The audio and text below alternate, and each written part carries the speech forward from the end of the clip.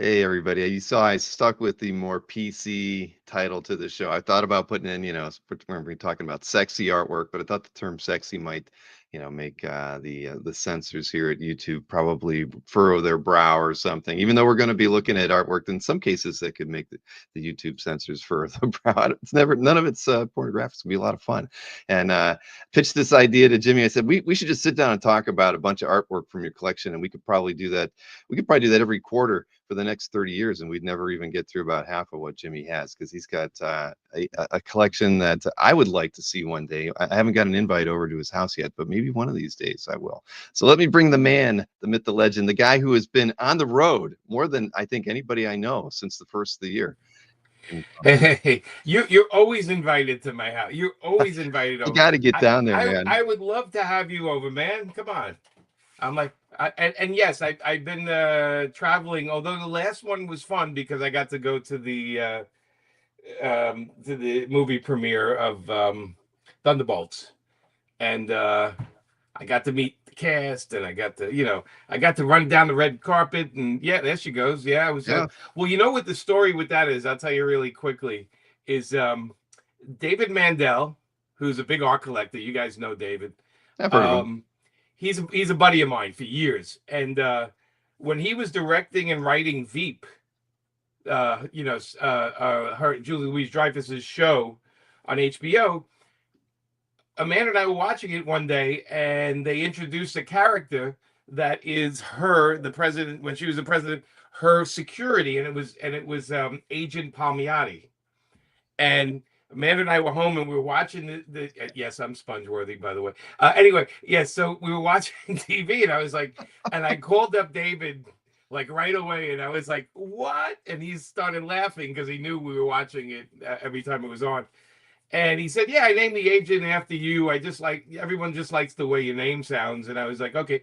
So when we were at the Thunderbolts premiere, they had an after party, and she was there with her family, and David was there, I went over to David, and he said, "Come here, Julie. I want you to meet somebody very special. This is Jimmy Palmiotti, my friend." And she's like, "Agent Palmiotti," and I'm like, "Yeah." I said it's kind of named after me, and she could not have been nicer. I don't even know how she could have been nicer. She was just chatting away and asking me 100 questions. And then I said, "Is it too much to ask for a photo?" And she's like, "Oh God, let's do some photos," And she took a bunch of photos with her. And yeah, man, I mean, it's kind of neat when my brain always says Elaine, right? Because Of course. Seinfeld, but but it's kind of neat when you meet somebody like that, and they're amazing. They're just as amazing as you would imagine them being. Obviously, being introduced by David, who knows her for a million years, helps. Um, and of course, being her right hand security, I say I was a lesbian agent on the show, but Agent Palmieri, you know, um, it was just a fun time, and that was a highlight for me. So I had to put that up because that was a big highlight for me. Well, yeah. I mean, it looked like you had a good time. I mean, there was a lot of PR that went out when the film got released. But so you had a good time. Film. No spoilers. I haven't seen it yet, but Oh, film you, good. you're gonna like it. It's the Marvel Suicide Squad in a way. It's got its own vibe to it, and it's a movie that you leave like smiling. It's even though it has its little dark parts to it, but I really enjoyed it. I honestly didn't know what to expect, which was great going in. Um, but and it was and look, Marvel. I got a little thank you credit in there, and Marvel flew us out and put us up, and so thank you, Marvel and Disney. But it was just a really good time, really fun movie. I was shocked because today I looked because I want to see it again because when I was watching it, I watched it at the Dolby Theater, and my seat was all the way on the left, and it was like towards the front, so I really didn't get the greatest seat for it, and I couldn't hear very well, even though it was called the Dolby Theater. I couldn't make out a lot of the dialogue, so I wanted to go back today, and I looked at a 3 o'clock show, and it was full. And I was like, "What?" And I'm like, "It's what day is today?" I'm like, "Why is people in the theater?" I thought it would be empty so I can sneak in, So I'm gonna try again tomorrow to see if I can go back and see it again. Because I definitely miss some dialogue. Yes, you like it? Back kill shirt. We got to promote, Derek. We got to promote everywhere we can. You know, Every opportunity. uh, although Man Cave's been doing a great job pushing the book, but me and Dave made up shirts. We just made up some shirts and so we wear them around like giant billboards.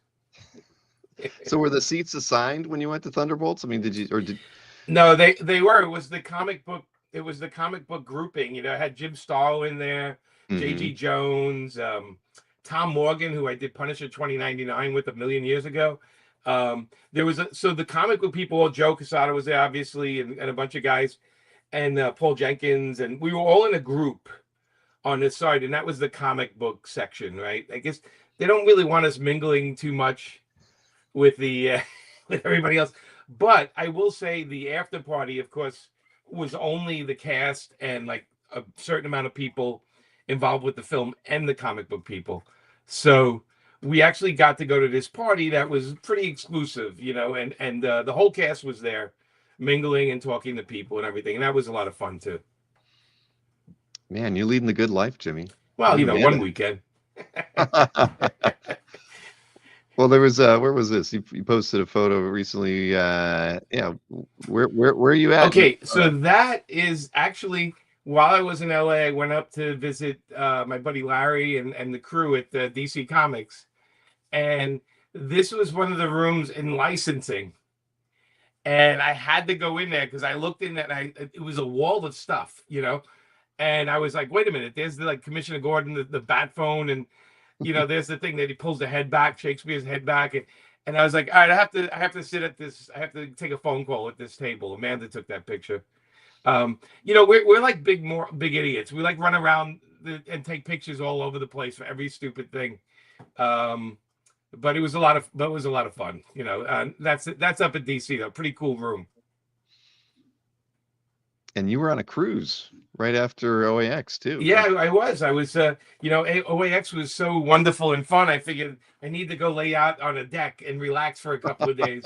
But we went on a comic book cruise, which was a lot of fun. I didn't expect it to be that much fun, and I didn't expect it to be that crazy and wild. And I will say the people that put it together, they run a really tight ship, literally, and you they had events going on 2 or 3 times at once all day long. So you could actually they repeated certain events so people that didn't make it could go to the later one. Like they did some really great stuff like that. And then we were hanging out. We had Adam Hughes with us a lot and a whole bunch of guys. But we actually they had like panels and we did signings and dinners and then at night they kind of let us run wild. So we were running around like Amanda and I were going on the deck. They had bands playing, so we were dancing. Everyone was dressed because every night they had a theme. So every night people were dressed up as superheroes. One night it was like cartoon characters. One was like bikinis and bathing suits. And I will say, if you do like cruises and you want to hang out with, I don't know, 4,000, 3,000 people that like comics and like the same stuff you do, there are worse ways to spend a couple of days. I have to say. I haven't been on a cruise in a very long time. But did you wear like a captain's hat or anything like I that? do. I have it right here. I have. If you feel better, I'll wear my captain's hat. If that makes you feel better. Oh, look at that. Yeah, I had a captain's hat, of course. I have all kinds of hats up there. My cowboy hat is currently upstairs, but I'm going to put this one back because the captain. I feel like I need to do something shiply with that. But it was fun. It was fun, and again, I got to meet a lot of new people, and it was just everybody was kind of like when you go to a place where everybody like OAX, everybody was so happy to be there with people that they had something in common with, and it's rare, right? I mean, Bill, let's be honest. Other than comic convention, OAX is like, of course, if you love comic book art, that's the only place you want to be because I mean, it's literally days of hanging out with people, showing off artwork and talking about how great people are, and all that kind of stuff. And the ship had the same thing. I mean, they had other stuff on it. They did like a celebrity what do they call it? The tic-tac-toe, the Hollywood Squares. Mm-hmm. But like they really did it, like with them up there and the people. They did the whole thing, and they did a couple of those a day, so everybody on the ship could go see it. Like they had like it was really good. They're doing it every year now. I won't be going every year, but every once in a while I will go. Well, do they actually have like unless it ties in with the OAX dates, then I'm not going. Well, there you go. Well, that's you all. have to have That's your all there is priorities to straight. it. Did hey, I buy more at OAX than I actually sell, so that is a problem. Did you walk away? What kind of pieces did you pick up while you were there? I bought a couple of things. I did get some. Also got some pogo pages. Okay. And I'm trying to remember. I got something from Adam. I went around. I got a little bit of everything, and some commissions and stuff. But I was this Sunday later in the day commission. If somebody had the time, I would do it. But I wanted to make sure everybody else got their stuff first. So yeah. Well, being set up right next to Adam and Allison has got to be bad, right? Because it's tough because so Adam sells every piece of art he does, right? So he doesn't it's not like he has a warehouse full of like 800 of them. He sells them as he does them. So it was fun because he brings this giant portfolio. You saw it, and it's got cover after cover and I'm sitting next to him, signing and doing stuff. And I'm seeing people buying the pages, and I'm going, "Oh, that's a good one," And I remember because Kevin Nolan came over and started flipping through it, and I was like, "Damn," But I mean, it's kind of fun because you can get to see Adam drawing right there. He literally put the drawing table in there, so people could just watch him. And it's like watching a magician in a weird way. He just blank page just knocks out a thing, but. Yeah, it's tough because I wanted everything in that book. I got to be honest with you. There was a couple of things I was like, somebody bought the Pop Kill cover, the one that he did for me, the first one. I just couldn't afford it.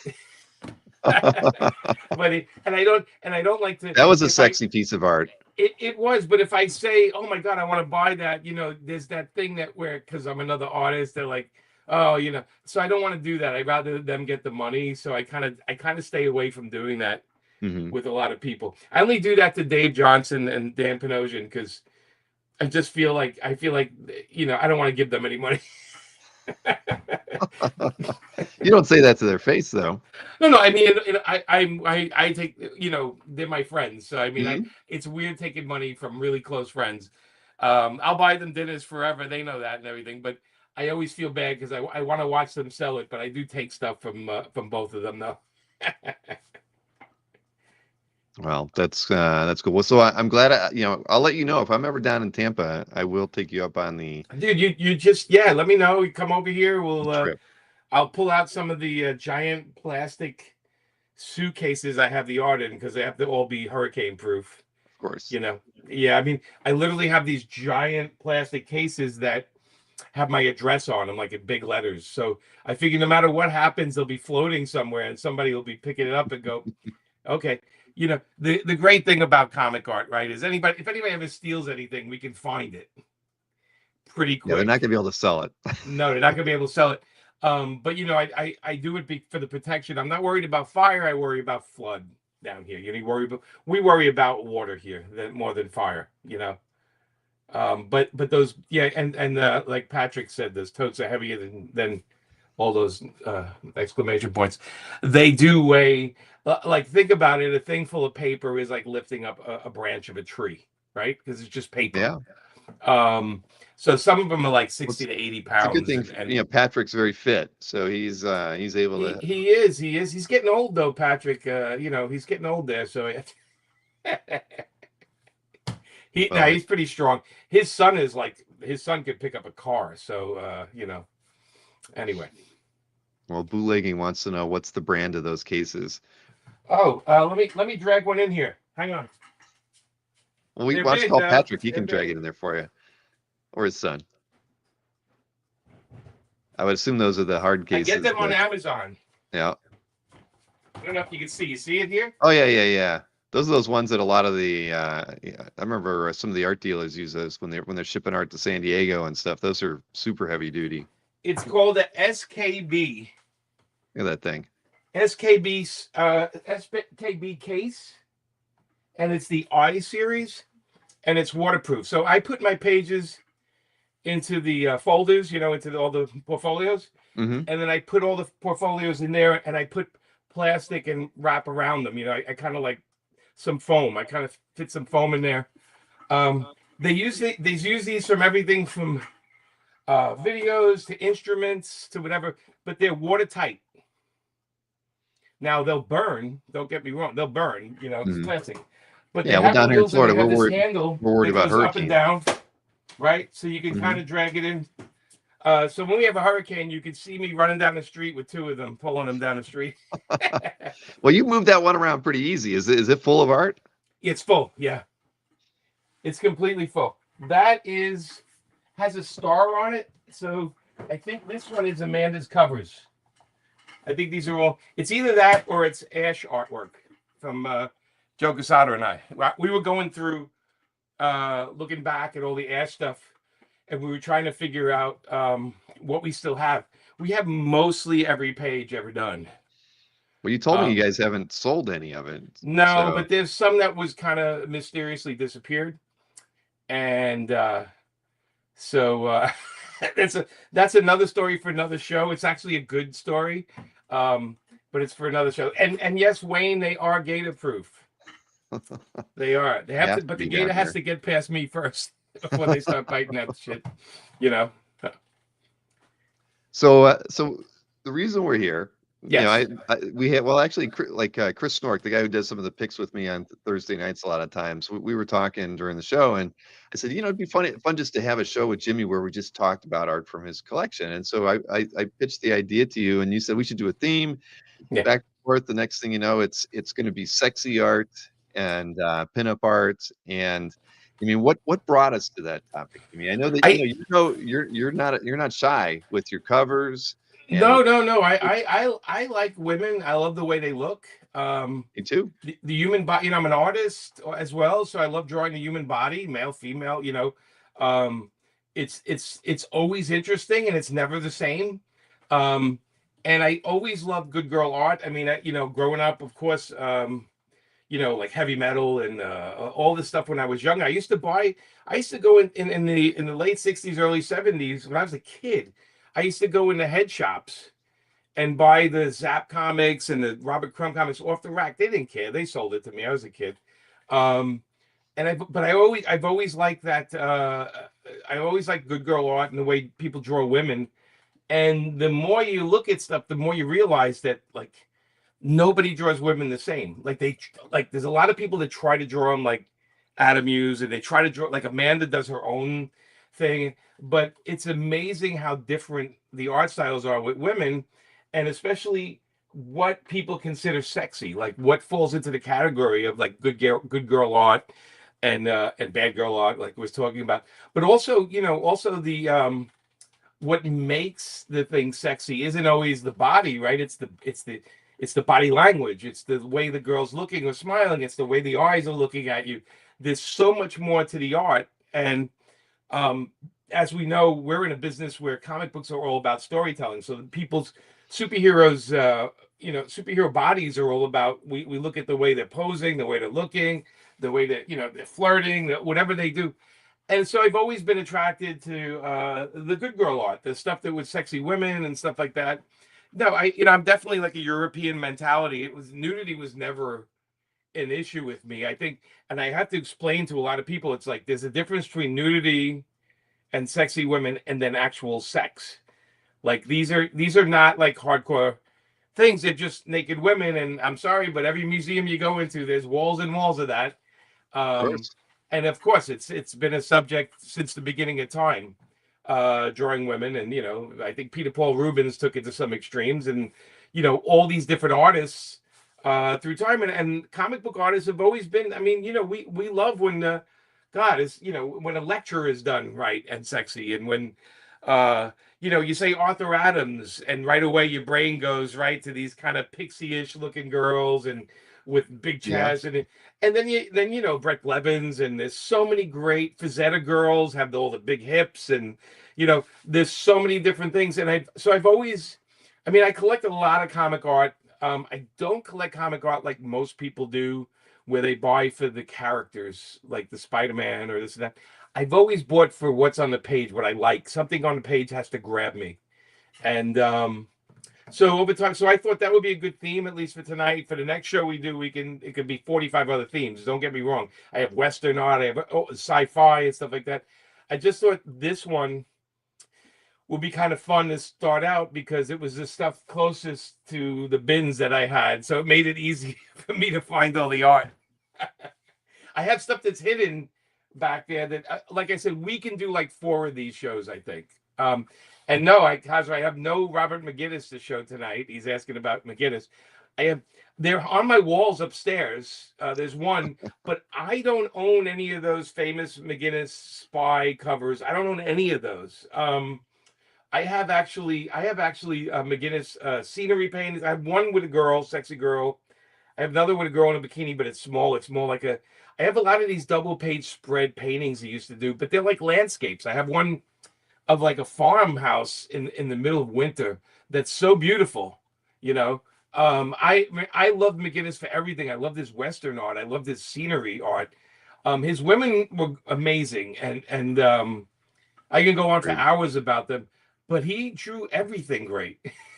The guy was a master. I mean, I keep saying is, but was. I mean, we just lost him recently, and it was heartbreaking for me because I knew he was older, and I just loved that he was out there still kind of noodling around because I think he did an Incredibles movie poster like a couple of years ago.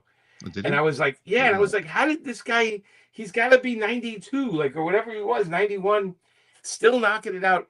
But I used to watch him when I used to watch videos, and there's pictures of him. He paints everything small. So the paintings are like this big, right? But he also sticks it with a giant magnifying glass. And then he sits there with a little pen. I can't even show you. I have the big "You Only Live Twice" movie poster. It's a subway poster from New York. It's gigantic, right on that wall over there. But it's behind the table. But I'm a huge McGinnis fan my whole life, from the Bond posters when I was a kid. I just thought those posters. And I'll tell you a quick story. There were in the 80s. I worked for a guy named Bill Gold, one of the main guys that would do movie posters for all these movies. And when Never Say Never was coming out, they hired Bill to do the poster for that. And we got Robert McGinnis to do a couple of Bond posters for us. And the film studios turned it down. They said it was too retro looking. And one was a great Sean Connery being shot out of a missile. It was just so amazing. They've never seen print. I don't know where they are. I only have one slide of one, but I've never seen them anywhere. And I think they're in Bill Gold's collection. His wife probably has them. So they said no to the McGinnis paintings, and then they got some horrible airbrush art. If you look at the Never Say Never poster, that's what they wound up on. And that's when I knew the movie was doomed, when I saw that art they picked. But that's a whole nother lifetime for me, because I worked from 81 to 90 in doing advertising art. So that was like another, that could be another show in itself. That but I did get to sort of like work with McGinnis and those guys without actually sitting in the room with them, like Bob Peak and a whole bunch of people. Yeah, good times. Well, you were in the fun marketing department. You know, you weren't. It wasn't Campbell's Soup. Well, we did have Pepsi also, and Maybelline. Yeah, Maybelline. Maybelline was actually doing photo retouching on Linda Carter's face pretty much when I started, which didn't need it so much, but they wanted to reflect light and stuff like that. And the Pepsi stuff was always about new products. So we did a campaign called Pepsi AM that had like 3 times the caffeine.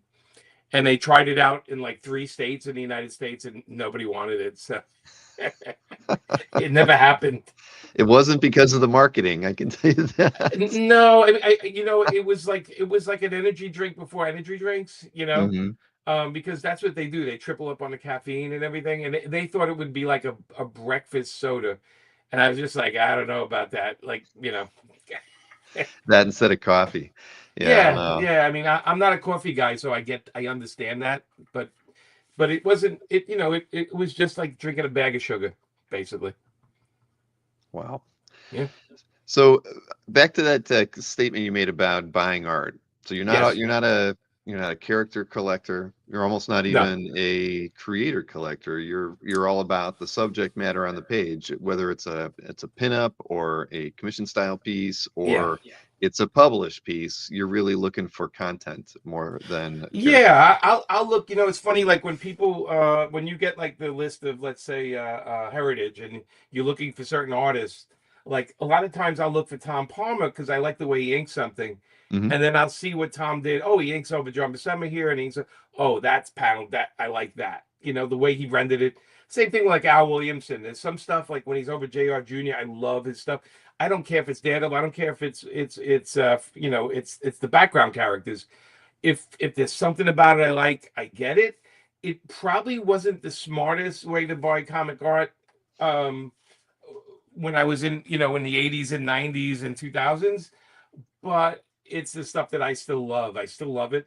And not all of it's like, not all of it's like covers. I was never a cover guy. I like certain covers. But when I bought this house, I sold a lot of my art when I bought this house because I needed to put a down payment. I sold all my Dark Knight pages. I sold my Lobo cover.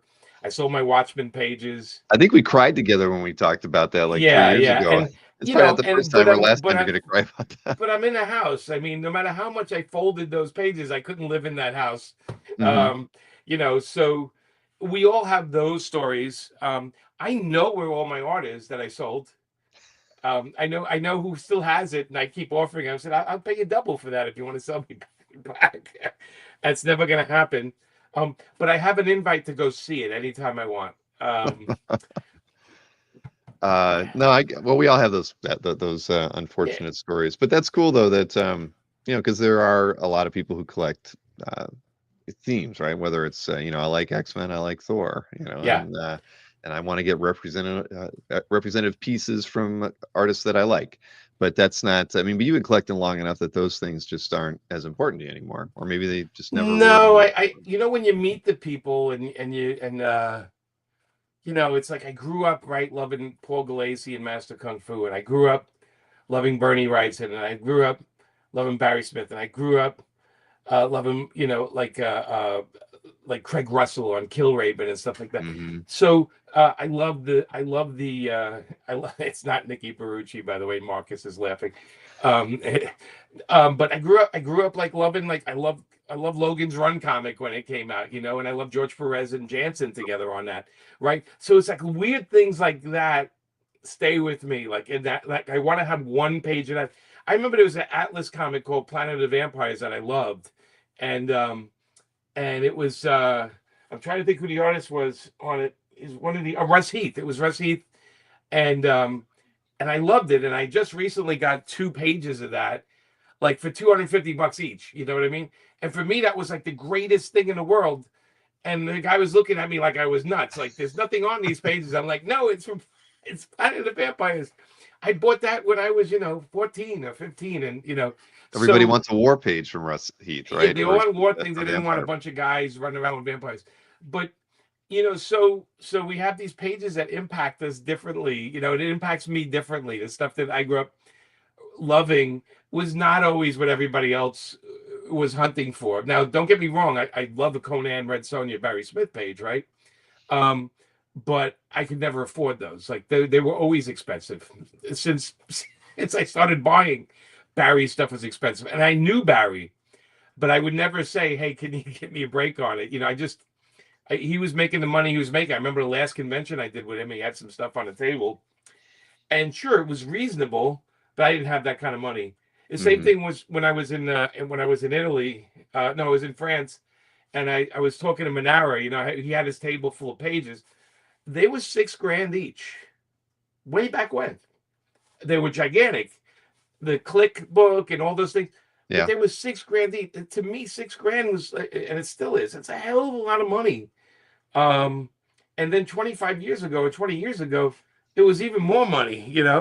And I just was like, I was just happy to get a sketch from him. And I was happy as, same thing with Mobius. I used to see Mobius all the time, and he would draw in this little book I had for free, So I still have that book somewhere up here. You better. Right here. So he sold me this little thing here. I think it's this one. I got one from my buddy John, and I don't know if this is the one or whatever, but he drew. Yeah, so this was the one I got from John. I have two of these books, but he would draw these little sketches. Every time you would see him, you bring him the book, and he would do a new sketch. So this. Oh wow. So, unfortunately, I still. What did the book cost? I mean, was the book $500 to get the? No, it was at the time it was $100. Oh wow. And he made 100 of them. So he would right here. It's wait, now going back to you. Let's see. Nice. So he made 100 of them. This was number 92 out of 100, and it's just sketches. It's just like stuff he did, right? But in the back, he leaves a whole section empty for when you buy it. That's a great idea, actually. Yeah, how cool! And it's leather. It's leather, and then it goes in this little case. And there's only 100 of them in the world, right? But even more, right? It has a couple originals in it. And every time you see him, he would do a quick doodle. Like you bring the book. And one time I was at the convention in Angoulême, and he saw me and he said to me in these words, "Hey Brooklyn, where's your book?" And I forgot it. I didn't bring it with me. So I didn't get that last page filled, unfortunately. But I would see him in San Diego. And I actually, when we were in San Diego, he had this beautiful pencil drawing of a woman in a dress, and we actually bought it for Amanda's mom because Amanda's mom loves Mobius. So, way back when. Was Mobius the only guy to call you Brooklyn? Yeah, he called me Brooklyn. He said, "Hey, Brooklyn." Hey, Brooklyn. Wow. I met him a couple of times. His English, not great, but, look, Mobius calling you Brooklyn, that's fine. I'd take that. I'd take hey Cleveland from Mobius. Having grown up there. But when Manara had those pages at $6,000, whatever point that was did he have like an agent or a gallery rep? No, he had another person with him at the table, but it was a stack like this high of pages, and he let me flip through them, and I was ooh and ah, but I couldn't afford them. Like some were a little less, some a little more. They were gigantic. They were very big. But I just couldn't, I wasn't making that kind of money. I would actually have to ink like 3 books to buy one page. And through the 80s, through the 90s and 2000s, I took care of my mom, and it was very expensive. She had a lot of medical stuff. So all my money went to taking care of my mom and making sure she was comfortable. So I didn't get to spend mad money on art, and a lot of my art I got is from gifts given to me, or me saving up and paying off somebody that like we used to do that. Like when Scott Dunbar had art, he would I'd pick out a couple of things, and I would send him 2 or 3 checks, and then he'd send me the art. Way back when that's where I got that Bolland cover from him, and a couple other pieces. I got some Steve Dillon not Hellblazer, Preacher pages from him way back when, and he would let me just pay it off. You know what I mean? So it was good times. Well, I was looking through the chat. I highlighted a few comments. Murdoch said he's jealous of the Hernandez, aren't they? You have in your collection? Yeah, I don't have a lot of. I have mostly. I have Betos, like more like the and Jamie's stuff is. Man, it became very expensive real quick. Plus, he never had, like, I'd see him at the show, he wouldn't have anything, So I would buy, whoever had anything, I would buy it when I was there. And then I think like a year or 2 ago, all the prices went up like crazy. Like something happened, and it went from like, you can get pages for like $400 and $600 a page. Now it's like $2,000 and $3,000 and more. Yeah. Something happened. I think.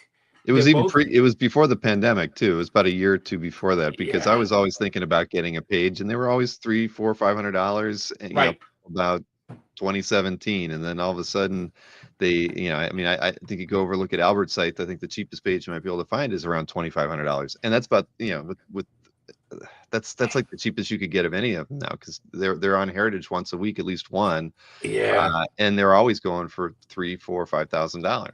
I bid on them, but I always get outbid. Like I always get outbid, no matter how I do Heritage. I bid on like 30 things. I put in the most I will pay for it, and that's it. And I don't watch the auction live because that's trouble, right? Because you start bidding.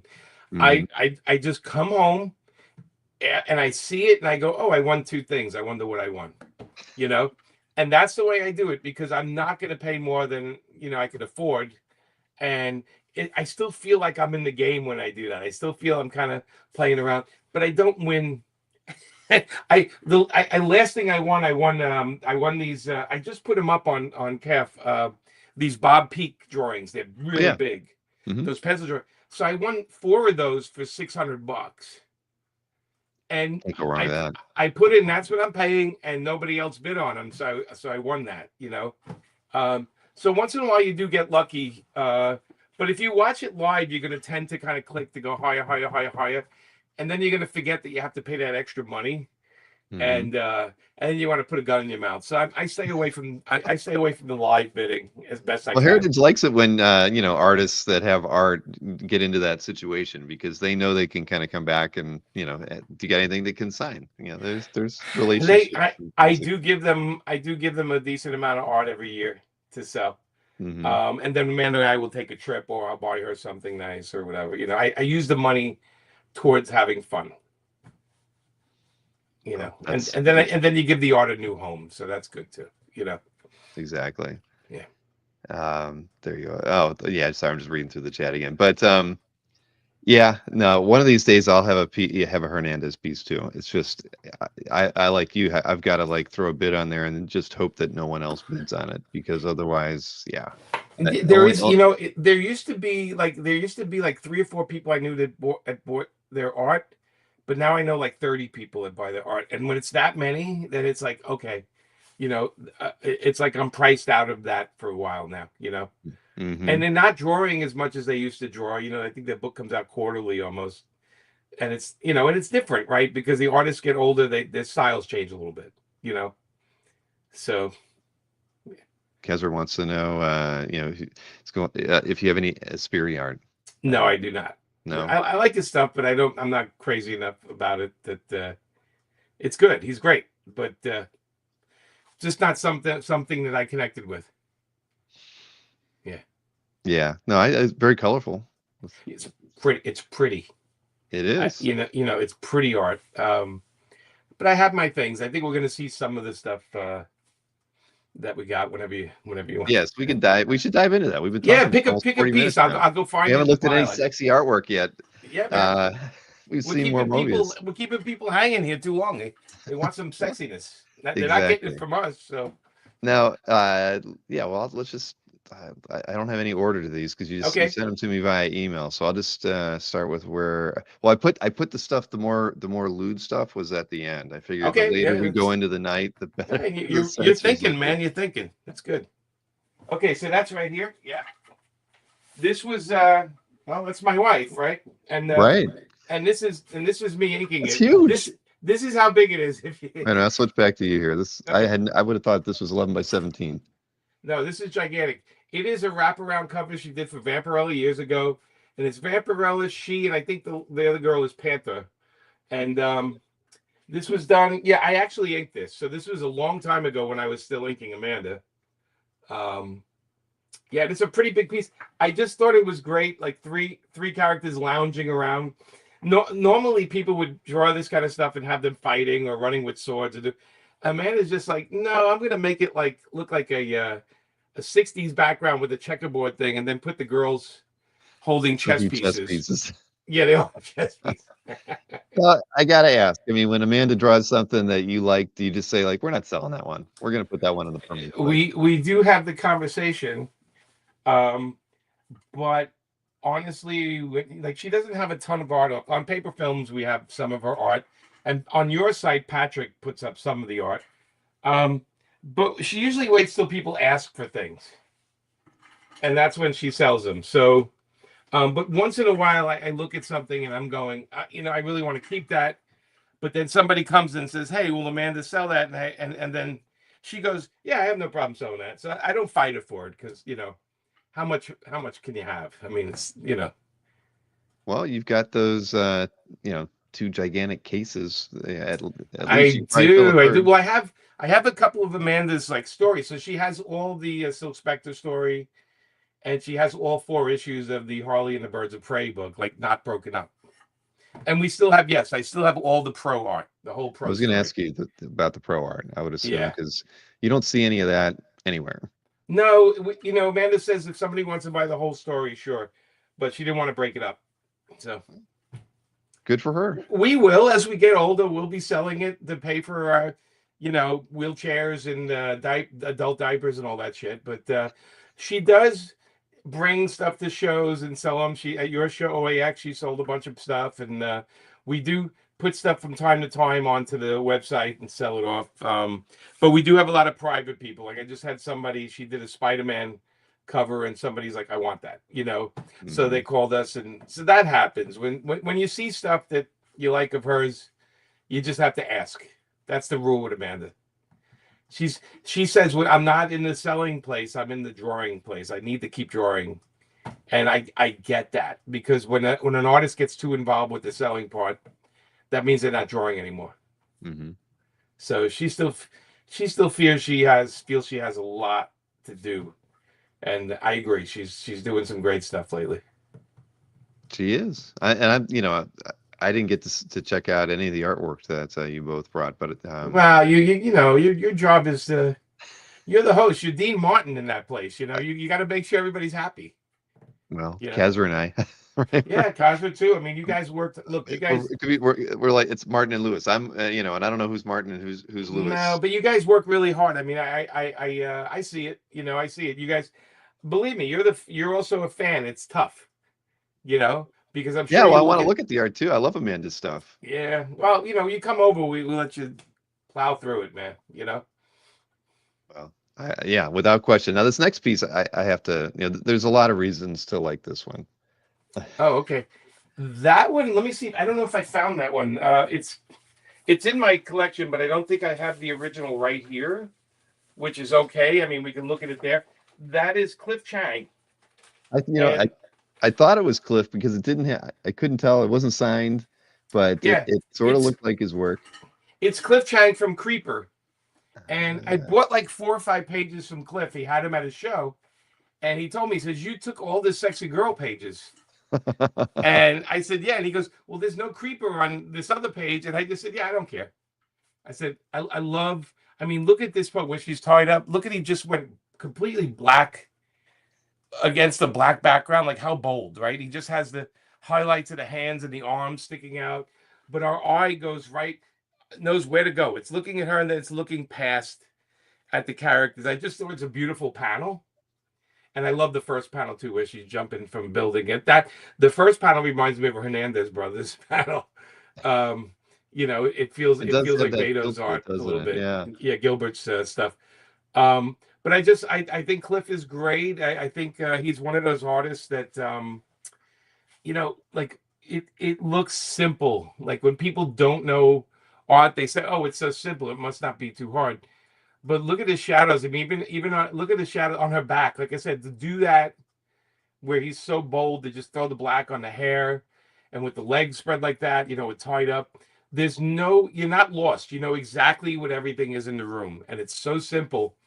But you can almost feel the luxury in the couch where the woman's standing, and you can feel like, the really like fine lines of the chairs behind the guy in the wall with the frame and everything. You can tell it's not a cheap hotel room, you know, and it's like these tiny little things that give everything so much character.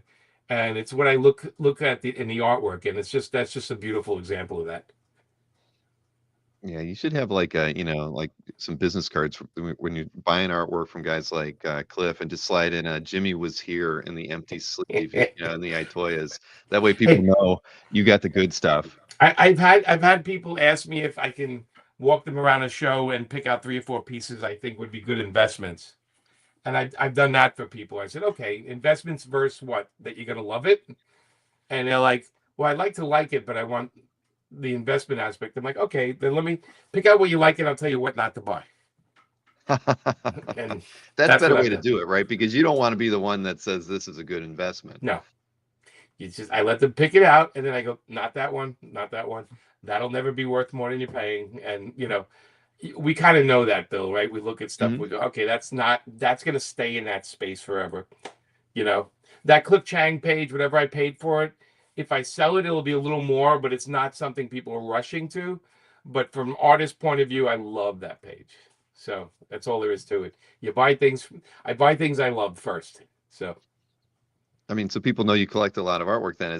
Do you have friends typically reach out, and ask about, am I getting a good deal on this one or? Oh, absolutely. I Yeah. helped Dan Panosian at this show. He had a bunch of stuff, and we went up to his room, and he just said, this is what I got offered with certain things, and I said it's all too low, it's not enough, and let me help you get a little more for it. And I do that all the time with my friends because they don't know what to sell the things for, and if there's anything I can do to help anybody, I will do it. I'm pretty laid back that way. I want everyone to be happy. I want the seller and the buyer to be happy. But if something's really overpriced, I'll say, look, stay away from it. It's never going to be worth a dime more than that. That's the top price it's worth. And I would say 90% of the time, I'm pretty right with that stuff. I don't buy art for investment, though. I've always bought art because I like it. If I bought it for investment, I would have had 300 X-Men covers in my drawers.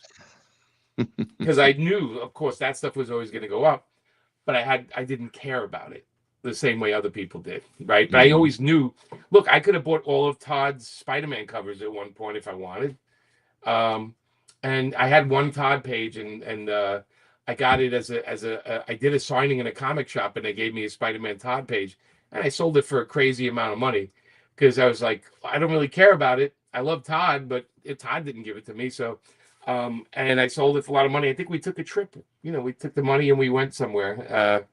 And had a good time. So, gotta let stuff go. Yeah, you can't take it with you. I think somebody said earlier in the chat. Nope. So, okay. Sienkiewicz next. Yeah, that's. Let's see if I have that here. It's always around somewhere. Come on. I was just looking at it the other day. Where is it? Hang on a second. Why is that not in front of me? It's usually where is it? Wait, no. I don't know where it is this moment. Hang on one sec. One more second. That's all right. It's not back at the comic shop. This is I got it right here. Found it right here. That's a beautiful piece, Electra. That's it, right in the frame. Let's see if we can get it up close. I got this a million years ago. Now, I don't think it was ever in print. I don't think it was ever used in print. But it's one of my favorite Electra drawings. It just happened. I saw this at a convention and I bought it. And I've had it ever since. And I've had crazy offers on it too. But, none of them that made me say, okay, I have to get rid of it. But Bill is, so there's a lot of history with Bill because he's a friend. Amanda used to be Bill Sienkiewicz's assistant. Amanda posed for Electra when he did the book, Electra Assassin. So there's a lot of Electra history, but Bill is just, I love Bill. He's just a great guy. And I have, you want to see a gigantic piece I have of Bill's? Yeah. All right. It's, you're going to laugh because it's actually right here. It's big. It was the cover to his art book in San Diego. Holy shit. It's gigantic. It was a movie poster in Europe. Wow. For some werewolf poster. But he made it the cover of, you know what? I bought it from his website years ago because it was really cheap. And it's just wild. Unbelievable. It is big art. I have it sitting up on a shelf up there. And but Bill made it the cover of his sketchbook this year in San Diego. Because when I went to see it, I went to see it. I said, Bill, you know I have that. He goes, you do? I said, yeah, I have that original. And he's like, no kidding. And I'm like, yeah, man. I said, I don't need that sketchbook. I got the original, buddy. Anyway, that's a That's big piece. Cinderella too. The girl on the horse. I mean, come on. Yeah, look, if you get it closer, let's see. I don't know. Okay. Wow. And there's this werewolf. See the werewolf breaking through the window. And then there's there's this. She's holding like this red line thing that goes up to her eye, which is kind of creepy. And then the graves and everything. She's riding a pony, the one with the no top on, the cowboy hat. I think she might be a stripper or something. This is a very. I didn't see that film. I have to say, I don't. I don't it's think I saw probably that. better than the movie. This is a very Bob Peak inspired Bill Gold, Bob Peak inspired Bill Sienkiewicz painting. So if you know Bob Peak's work, this is basically him doing Bob Peak. If for people who don't know, remember the Apocalypse Now. Apocalypse Now, right? Right. I mean, I was just gonna say, like the color behind her around the werewolf. I mean, I see it. Yeah, man. So this is his definitely his Bob Peak stage, and I love that stage of his work. But anyway, the Electra is probably done a few years later, but I think this Electra might be like early 2000s tops. You know, it might have been when he was around doing the book. Kessler wanted to know if that was done by Bill for you, or was it something you picked up? No, I picked it up from a dealer. I want to say Scott Dunbar. Okay. When he was doing, so this is like late 90s. Early 2000s tops, but probably late 90s. Yeah, man. It's really pretty in real life it's even prettier. Like it looks great on your screen, but in real life, you see how much work he put into this. He just puts so much work into the skin tones and everything. I love the piece. So I love the guy. You know, Bill's just wonderful, man. One day we'll get him to OAX, right? We got to get Bill Sienkiewicz to OAX, man. We would love to have Bill at OAX. Got to talk. Got to give him a call. I got to give him a call. I got to make him an offer he can't refuse. Well, the guy from Brooklyn should be able to do that. Yeah, a lot of the guys we get out, we tell them, look, you want to go to the show, but if you come, we'll go to dinner, we'll go out. You want to make it for them. Sometimes it feels like work, and I want these guys to understand when they go to X, it's not work. It's kind of fun. You're getting to hang out with all these other artists. Mm-hmm. It goes beyond work, and when we're having fun, everybody that goes to the show is having even more fun because they can tell we're just enjoying ourselves and letting loose. And it's very important because a lot of the shows are high pressure shows. You go to them, there's big lines. You can't get to talk to the people you went there with and everything. OAX is not that. OAX, you can literally walk up to the artist, and while he's drawing, he's talking to you and hanging out. Or you see us at the bar, and how many people bought me a drink, and we just hung out and, at the bar and talking. And I have no problem doing that. You know that. Yeah. I didn't get to buy you a drink, but you were busy. Good to be Jimmy. I'll take you up on that later on. We'll figure it out. We will. Well, yeah, we're only a couple hours away. Now, you showed me this next piece before the show started, and I had no idea that it was as large as it was. But okay, yeah. When that's did you Dan DeCarlo. Look, Betty and Veronica look so cute, sexy, right? But like sexy in a 1950s or early 60s way. Mm-hmm. And Archie holding his ass, which is kind of funny.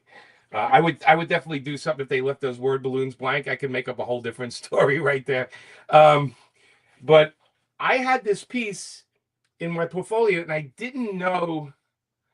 I thought it was a pinup until somebody on the internet told me it's the cover to Pep Comics 168, and I was very pleased about that because I didn't think it was a cover, but it is a decent sized piece of artwork. It's bigger, like Bill said, it's bigger than a normal cover. Look at the backside. It's obviously glued to something. That's the aging of rubber cement right there, by the way. That's what rubber cement looks like 30 years or 50 years later or 60 years later. But yeah, it's a cover for Pep Comics. But I've had it. Amanda used to work with Dan DeCarlo. She knew Dan, and what a great guy he was. But this is a really prime example. And look how simple the line work looks. Look how beautiful. I want to say this is a very Americana artwork too. Like if you're from another country, this looks so American. I can't even put it into words how American this looks. Archie and the line work and everything. Yeah, Dan's adult stuff is great. Wayne, I'll let you know when it was my birthday. Dan did a picture for me as a gift, and it was Betty and Veronica naked, rubbing each other down in the shower. It's the greatest thing. I probably should have bought it for this show, maybe another time. But anyway, yeah. So this was a Pep Comics cover from the '60s, I think '64. So like around 60 years old, almost 60 years old. Yeah, there you go. Archie was an ice skating. That's true. That's true. So it's another ice skating cover. But I love Dan. He's, again, I used to talk to Darwin Cooke about this all the time. The simplicity of the line is such a magical thing when people can pull off something so simple. If you look at these things close, it really is just so simple. And look how much, expression, it's almost like, Warhol would grab this and make this pop art, yeah, so it's so simple.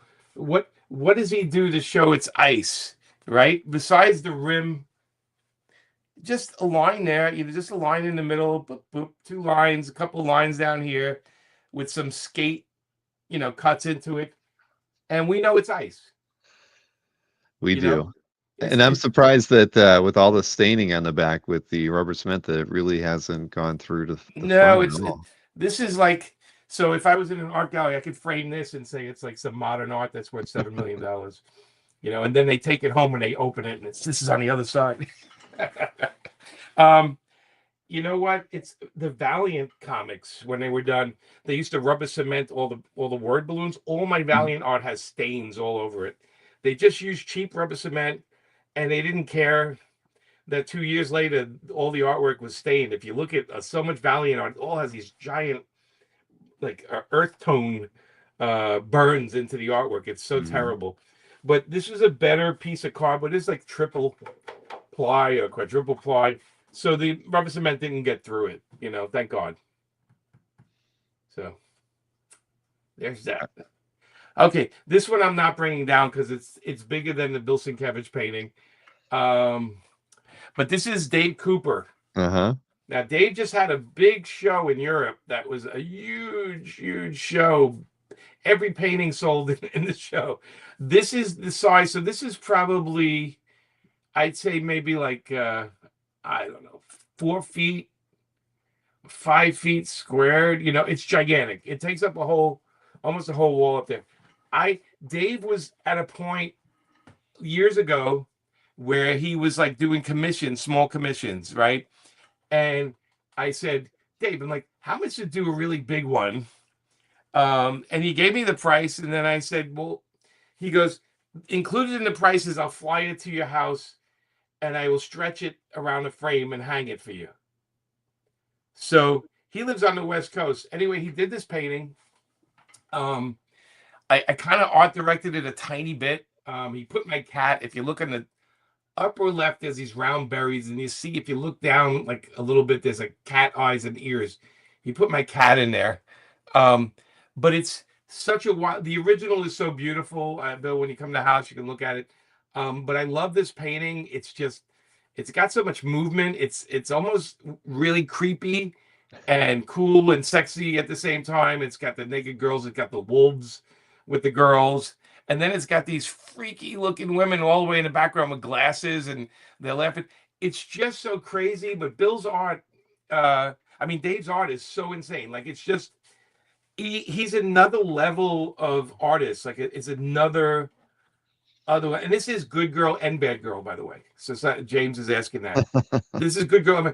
I think the good girl is the one with the top on and the bad girl. Say she kept her clothes on. Maybe, yeah. I don't know. I think they're all both good girls, but you look at this every time you're at your desk because it's right in front of you. It's not on my desk. It's in my dining room. It is not. It is in my dining room. Yes. Yeah. Wow, we have to do like a no. I mean, that's I don't. Yeah. All right. We'll do a walk through the house when you We're come gonna over, then have we to can do put it like on the a. show. Yeah, we're gonna have to do a walkthrough. But My I mean, gosh. nobody else looks like Dave. Uh-uh. You know, and you look at it, the closer you get to it, you can see he's just a little white here, a little white there, but such a layered and creative guy. He's a lovely man. I mean, him and his wife, they came to our house. He stretched the canvas, and we went out to dinner. I got the full artist experience when I commissioned him. And Rich is right. Dave Janson does have a beautiful painting by Dave.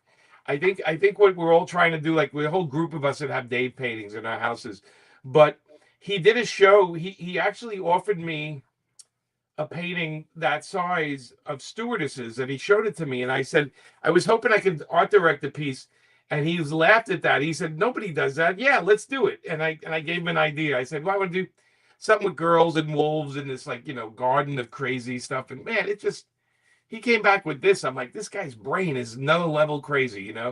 I love it. It's one of my favorite pieces. No, I can see why. Well, I'll see why when I get to see it in Yeah. person. Oh, when you see the original, there's no comparison. That's the best photo I could take because there's a lot of light in that room, so everything was reflecting off everything. I couldn't get a clean shot. Wow. Well, let's take a look at this next piece. All right, that's Darwin. Yeah, I don't think I have the original down here, but that's okay. That's enough to look at. So this was a cover Darwin did for Painkiller Jane years ago. Now Darwin used to come to my house all the time, and every once in a while I was stuck with something I needed to cover, and he would knock it out like the same day.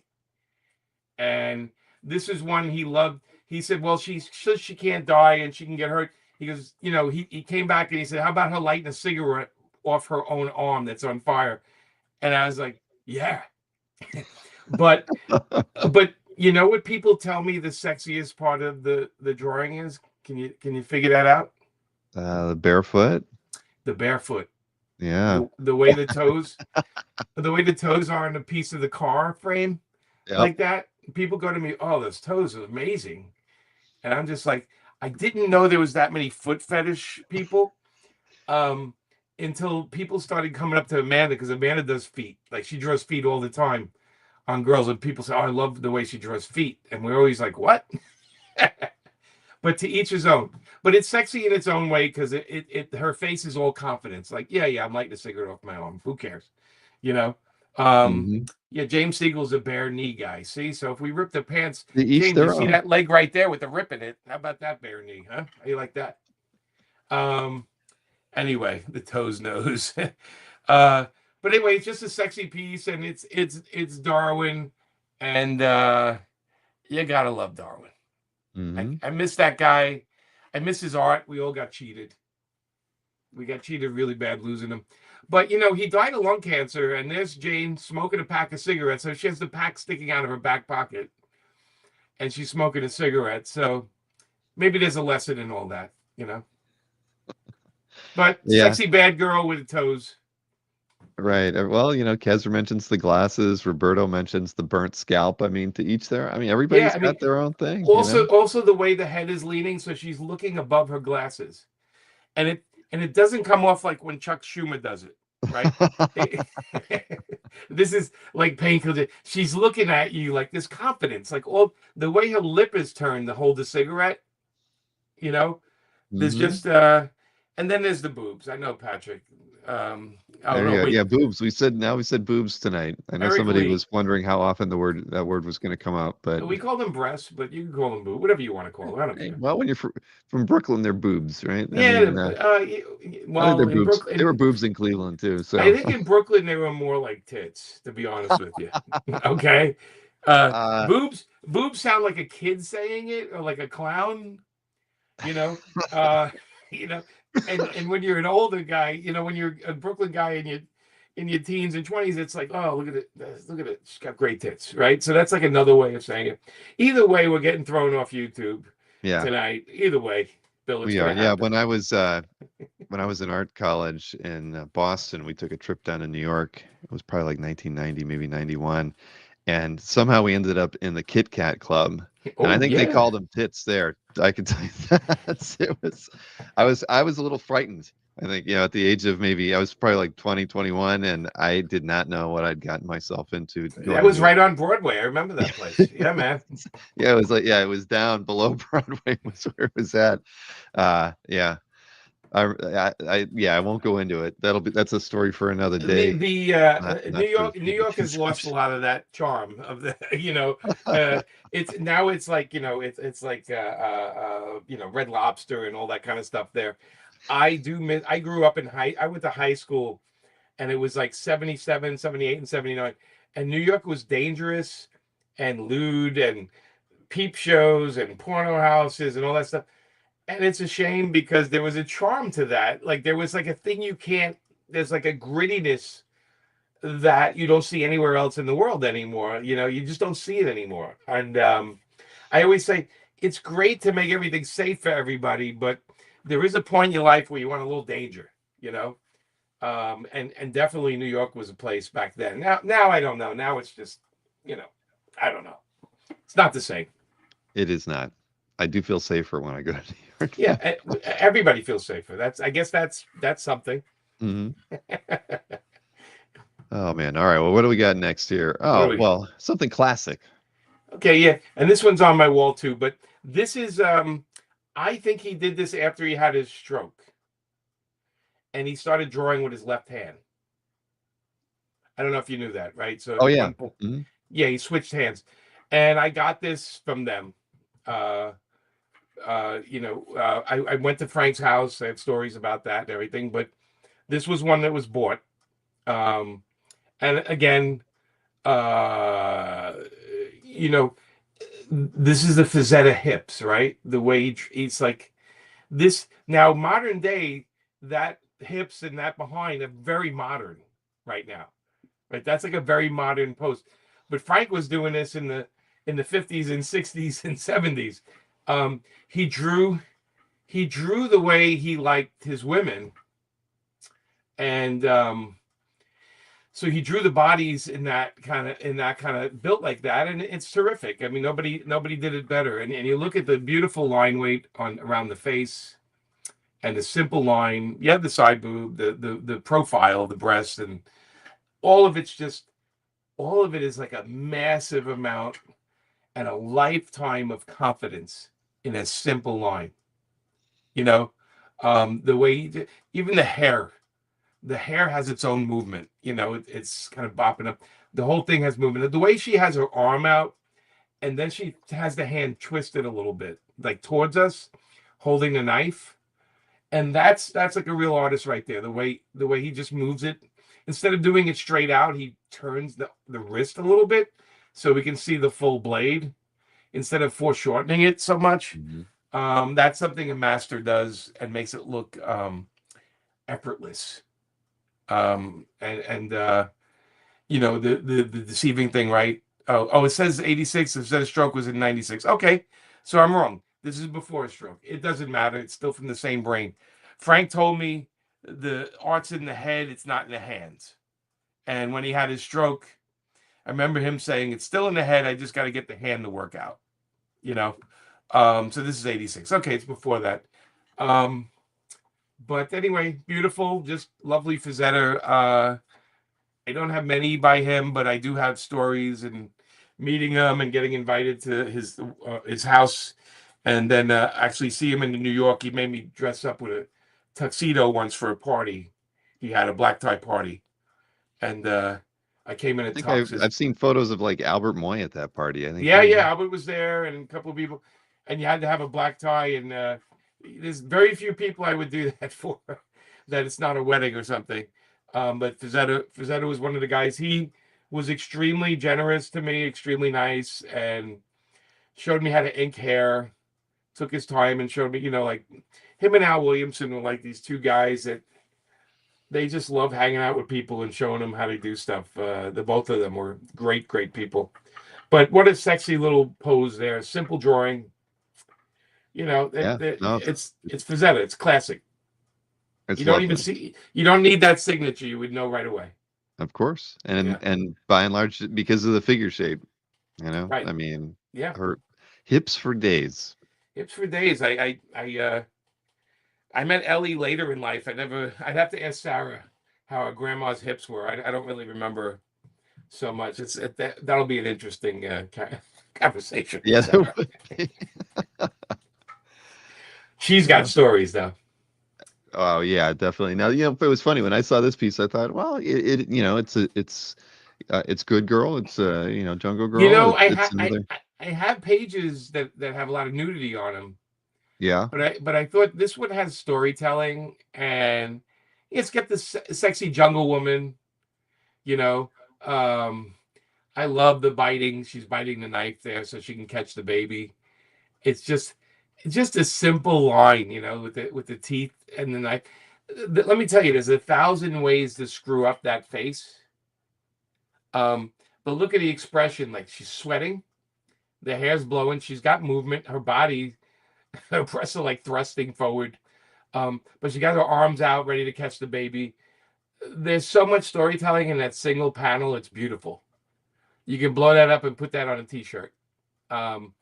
But the whole page is an actual study in body language and in textures, right? Because you don't need a single word of dialogue on this page. You see what's going on. You see the first panel, she's scoping out, she swings towards him, jumps in front of him, does the aha moment, and he's like, well, I'm just tossing the baby. And she's like, no. And she does her thing and then goes to catch the baby in one shot. Beautiful storytelling. Look at that first and fourth panel, the backgrounds. All it is simple lines. And Yeah, look at all that's the what I was looking at too. The first and fourth panel is just yeah, crazy. I mean, We're look at here to that. talk about the sexy, but I mean, but look at that line work in the background. Well, but he knows to do that. But then look at her in that panel. The simplest representation line weight, right? Hmm. On her. But it's all there. It's all there. Confidence, man. It's all confidence. These are guys that just draw and draw, and it's just lovely. I mean, and that last panel, you look at the girl, you see a little Dave Stevens in there, you see a little Frazetta. There's a little bit of everything that he's grown up with, that Gilbert's grown up with in that panel. Yet he's doing his own thing. Look at those anime eyes of her. Look, those eyes show so much desperation and worry about catching this baby. Look at that. Look at that expression. How, just beautiful, sexy in its own way. Um, but man, just how much information is delivered. He's got the movement of her so much. We see the branches like on the left above her and everything. They're almost blurred. That's how fast she's moving.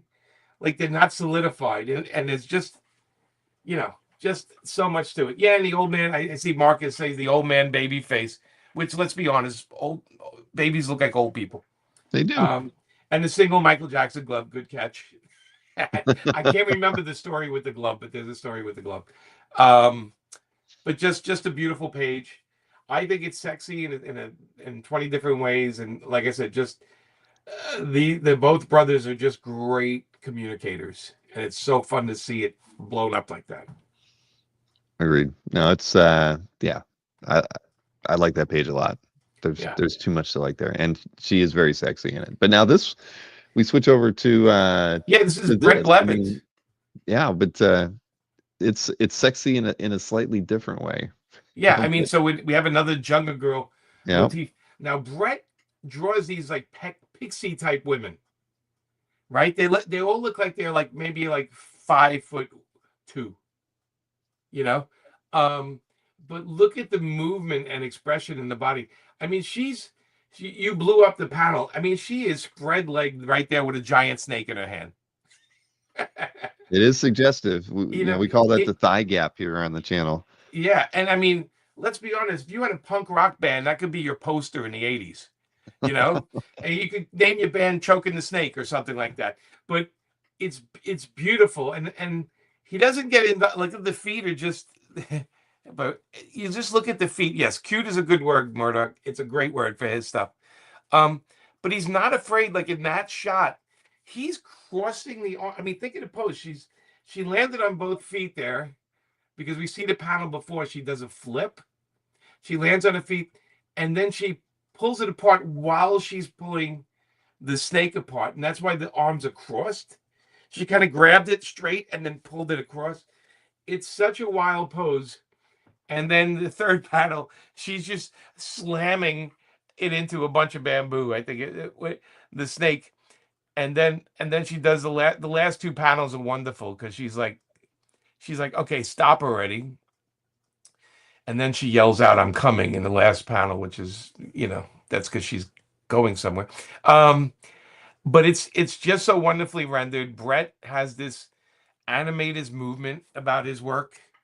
They're alive. They move. The hair has its own life to it. Look at the hair on this page. The flow of the hair is like it's like the move. It's enhancing the movement of the figure and the body. And I just think it's a beautiful page. It's in a lot of different ways, but it's definitely a different kind of Jungle Girl. And again, the face is secondary on this page, right? It's the actual body, the posture in the body that's really sexy on this page. The way the body's moving, all the way up until the last page where she's pushing her hair back. I mean, let's be honest, nobody's hair does that. It looks like almost like her head's on fire. It does. Right? Yeah, and that second to last panel, but still, it's all right. But your brain says no. I like that. Like, it's so cool looking. I wish women's hair did that all the time. I mean, it'd be great. I accept that because that's what comics about, and that's what these film guys will never understand about comics is they can't do what we do. They just can't do it. They try, but comic art is just its own monster. And sometimes you just have to give it to the artist. And again, the panel you blew up, look at the top of her feet. They're shoved into the grass, right? It's like he didn't need to draw the bottom of her feet there. It's not important to what's going on. What's important is where the two hands are. And that she crossed her arms like that. And he pulled it off. He may have avoided the toes in the whole panel, in the whole page. But talk about a guy that can draw feet. Brett, I don't think he was worried about that. I think he was more worried about two things going on. Is the storytelling getting across, and where is the lettering going to cover? Because back then that was a big concern. Like, what are you covering up on my artwork? It's why some artists, when they ink themselves, they would love if it was lettered first, because then they can spend all their time on what's showing. Right. Yeah.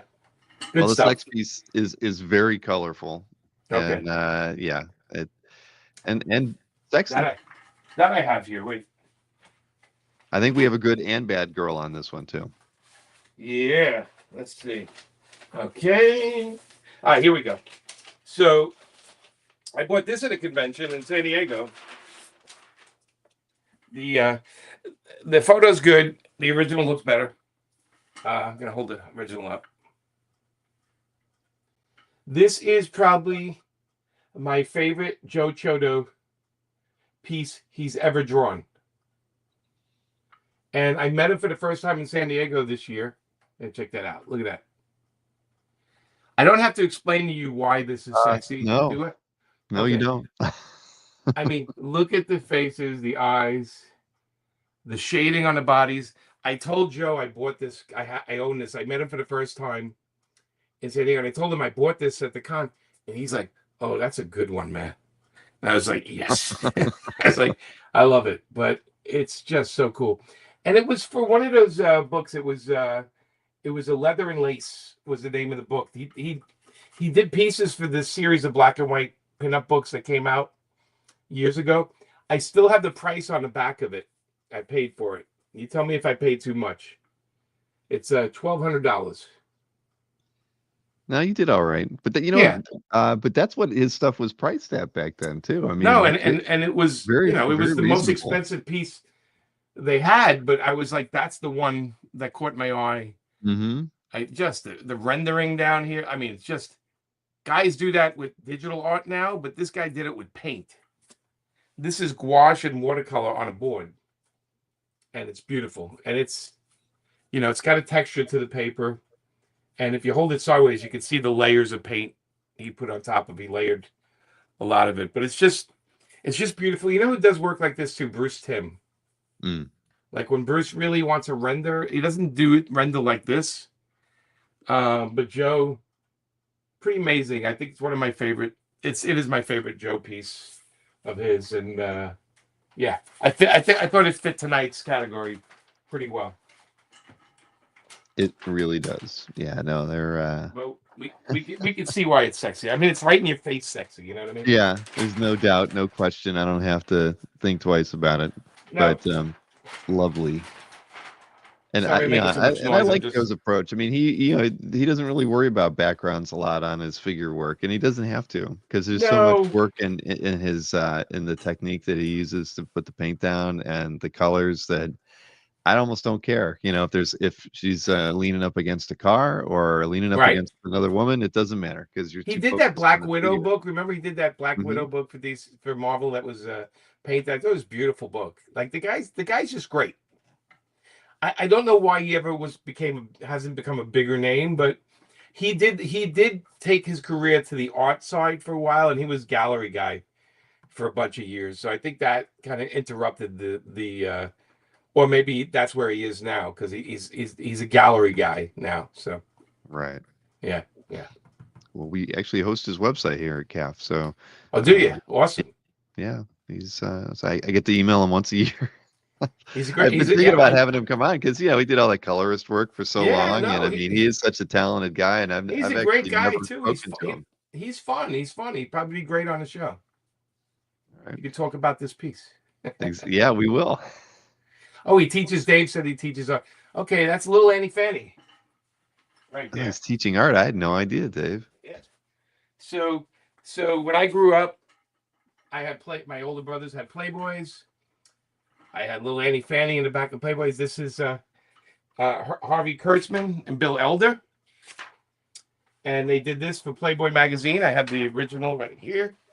That'll never do it justice, but yeah, I'll switch back to okay. There we go. This is the original. Painted in acrylics and gouache. Let me go turn it. Hand lettered on the art. Just beautiful. I had the whole story. So it's a 6-page story I bought. It's a 6-page story. It was in Playboy, I think in 1968. Yeah, it was a Playboy. I don't know what issue it was, but it was from December 68. So if you have the pinup girl from December 68 on your wall, this is the comic it came out of. This is the magazine it came out of. I just love the storytelling. It's Mad Magazine. All the stuff in the background, all the details. I love the way he draws Annie. It's just great. And everything about it's beautiful. It's just a beautiful drawing. I waited my whole life to find a story, a little Annie Fanny story, and I bought it off of Heritage, and it was not cheap, but it was one of those things. It was one of those things that I literally my whole life I wanted to own a story by I wanted an Annie Fanny story, and I finally got to do it, and I had to take money out of my retirement account for it. Oh, no. But right. Well, where would we be? As youths that if you didn't have an older brother or a dad who kept his Playboys in his sock drawer or whatever, we all grew up on it. I mean, I was born in '68, but at the same time, I mean, this art was cool, man, and it still is. I mean, I've never actually seen one of these in person, but it's more impressive in person because you can't believe the detail and the lettering. He does all the hand lettering and the backgrounds, and this is I have here I have another couple of pages I can show you. I was trying not to kill the whole show with little Annie Fanny, but I could do that if I wanted to. But I'll show you. The splash page is kind of funny because it's one of those shots you think about, like, this would be tough to draw if you're an artist. And Elder and Kurtzman pulled it off beautifully. It's her underwater. So we're looking at the guys ogling her from above, and he did it in that wavy water type thing. This is all hand drawn on there. It's just done in acrylics and gouache. All the little lights are just hand drawn on there. Look at that. Look at the confidence in this drawing. I mean, it's just amazing. And again, hand lettering on it, you know. Let me get one more and then we'll move on from there because I don't want to. Yeah, I'm in awe of that one. Um, That's unbelievable. Okay. This is a page that has Gregory Peck on it and a whole bunch of Warren Beatty. And we'll start at the bottom, I guess, because I can't see too well here. Am I getting in focus? Oh yeah, that's fine. It's just crazy stuff. Leaping lizards, what are you doing? My goodness. Yeah, that's great. And it's, you know, it's Kurtzman and Elder, right? So it's, you can see the Mad magazine Of course. in every page. The backgrounds are beautiful. I'm going to show one more, Bill. One more. I want to show the backgrounds. I want to show you how crazy these guys were. This is one where she comes. Well, the last two panels alone are just wonderful. Oh yeah. Blowing and smoking. But look at the detail in that office. And then he drew every one of those dollar bills on there. It's hand drawn. That's incredible. All the guys We're sweating. talking about backgrounds again, Jimmy. Yeah. I mean, there's no mistake of where they are. Just beautiful work. If you know, you can buy it on eBay. They have like the collections. You know, they have like 2-book collection. You can buy it used. It's out of print, but it's some of the most beautiful artwork. And what happened was that Hugh Hefner wanted it to be a monthly strip, and those guys were like, we can deliver it only 3 or 4 times a year. It took too long. So he was just happy to get anything, but he really, you know, his whole thing was he wanted to get Little Annie Fanny to be monthly.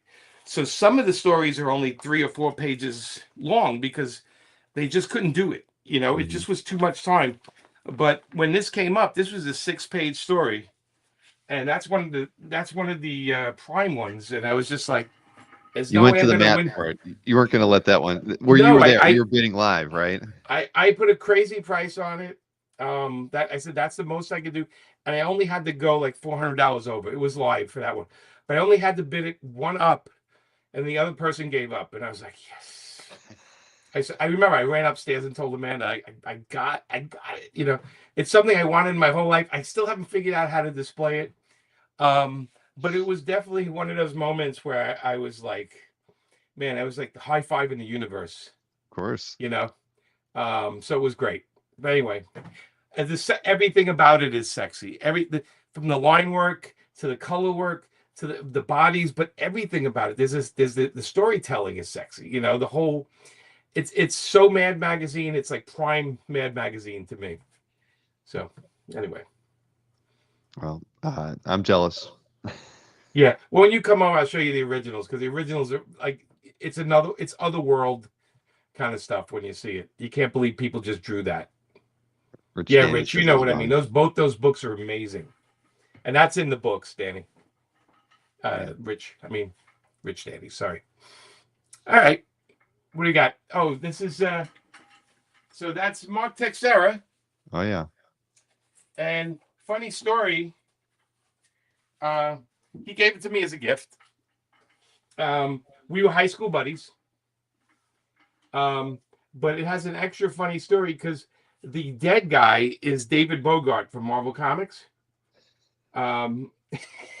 He was our editor. I'm sorry, I'm getting a reflection on you. He was our editor. It's a decent sized piece, painting.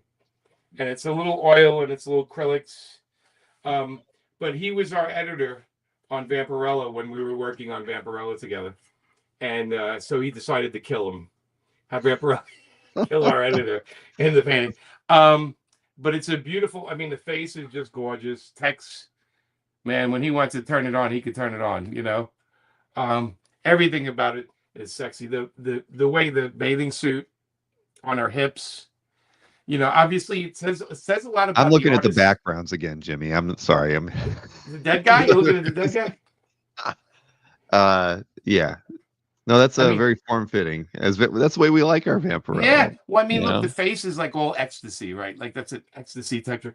But the back, the way he has the suit on, it's a beautiful piece. Tex, man, can knock it out of the park. One of my favorite artists, one of my favorite guys to hang out with.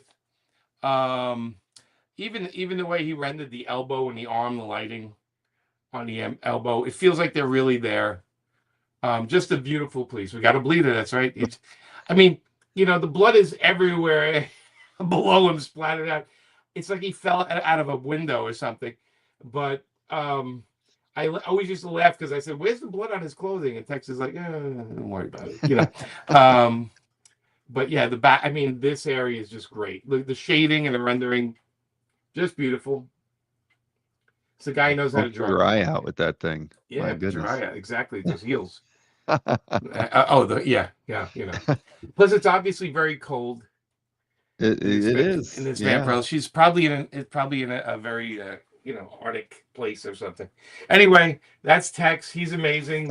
Tex is amazing, and his style is just unmistakable, right? I mean, it doesn't He matter if it's pen and ink or it's fully painted like that.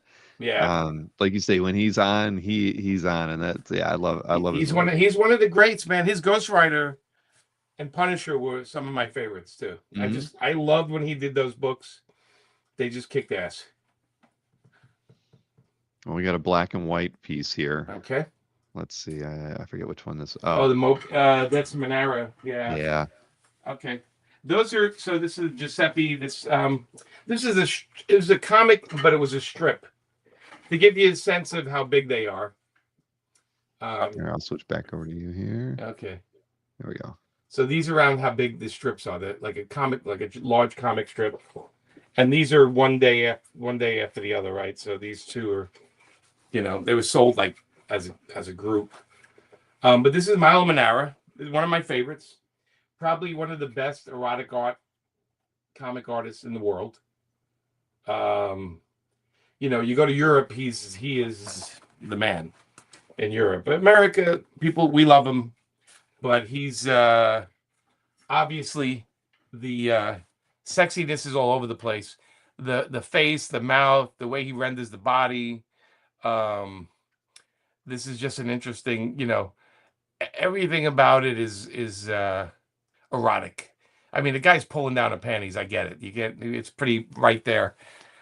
He thinks he's sneaking up on her in the third panel, which makes me laugh. And then he's pointing to her ass, like, "Hey, I'm going to do this." I don't know who he's looking at, but he's pointing to us. He's going, "Look what I'm going to do."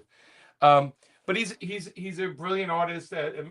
Milo's in his 70s, I guess, and still going strong. He's still drawing comics, and it's just a classic strip. He's also, a lot of his art is very Mobius inspired. Look at the backgrounds. Oh yeah, you can. And the line work. It's very like this European. They were doing these right, and you look at the fifth panel. You see her rib cage, like the way he does the line weight and everything. And any other artist, or even the sixth panel, her belly, the way he has the belly there, like with all those lines, like any other artist, that wouldn't work. But he's able to pull the shading out like that, and it doesn't look like she's dirty. It just looks like that's the body, the form of the body, and the hips. You see where the hips are and everything. And again, this is a man who's all confidence. Just has it almost looks sketchy, and you can see the pencil lines. You look at the fourth and fifth panel, you can still see the pencil lines he just drew where he was drawing, and he didn't bother erasing, and he's just like, yeah, whatever. But he loves women, and that's why he takes so much time on him. He loves drawing women, and the hair, the hair is just this. Again, it reminds me of Mobius a little bit, but it's this like, it almost feels alive in the first panel and the last panel, like an octopus. That could be like a creature on our head, but it's something so cool about it. Yeah, and he did that. He did. Everybody picks on him for that Spider-Woman cover, but let me tell you, I'll take that if they don't really like it. But he did that X-Men book, and I thought it was beautiful. with Chris James said he Claremont. likes his art from the X-Men book too. It was That great. annual. I mean, it's a shame because it wasn't that well received, and I think he got the vibe that America doesn't want his stuff, especially the Spider-Woman stuff. And I don't think it could be further from the truth. I think we could have used a good Storm miniseries by Manara, or a Wonder Woman book by him would have been amazing. Yeah. Um, Storm would have been fitting, given the work that Windsor Smith done with the character. Yeah. They're doing something really special. But I do own everything he's ever drawn. I do own a book or two. I have one collection that somebody made up for me, and it's This is like the Bible. it's it is all Manara. It's all his stories in black and white, which I like. I like the black and white art, but it has everything from the stuff he began with. It has stuff in Click. It has his older stuff. It is like I think it's almost like 1,400 pages. It's a monster. Dang. It's called The Complete Opera, I think, or Obras Completas. And I think it's just, I don't know. I guess they made it. So they made it a certain amount of these. Okay, yeah, it's like a limited edition they did. This is stuff the Europeans love, this kind of stuff, where they'll make like 100 copies of something and then make everybody fight over it. You can charge anything you want for it. Yeah, but he's a guy that can draw anything. Like a book like Indian Summer proves that it's not doesn't have to be. The guy could draw anything. He is a modern classic. I would say in the same level as a Will Eisner, a Joe Kubert, like these kind of guys. He is right there with them as far as storytelling. And he can draw those sexy women is the theme of our thing, right? So he could draw women like nobody's business. He's so Italian. I don't know what to say, but he's so Italian. Well, it's a little bit of a change of pace, I guess, right? Friend of yours. So this was when I was. So I did a run of Deadpool from issue 46 to 55, and I got all my friends to do covers. I don't have the cover right here, so we're gonna have to keep it the slide. And this was what year is that? I can't even see. Y2K. Okay, the year 2000. It was my first writing gig at Marvel, and I did these 9 issues of Deadpool. I did the issues where it was the first Punisher. Kid Deadpool was in issue 50. I created him, and in that run, I got all my friends to do covers. So of course, my buddy back then, Joe Jusko, I asked him to do a Deadpool cover, and he comes back with this, and I'm laughing because Deadpool's on an arm, but he did this sexy girl with a gun, and I love that he just, anybody else would have done a Deadpool was the biggest thing and the girl on the cover. He just made it the girl with the guns and then stuck a Deadpool tattoo on her arm. And I thought I thought it was so funny. And thank you, Stingray. I appreciate that. I thought it was so funny and so cool. She's so Italian. She is so gonna kick your ass. Look at that face. That face is just stunning. The pose is great. The hand is fantastic. Like everything about it is sexy and beautiful. And the texture of the wall, of course. I was like texture backgrounds again. It's just amazing. Yeah, it's just like it looks like a cracked marble wall.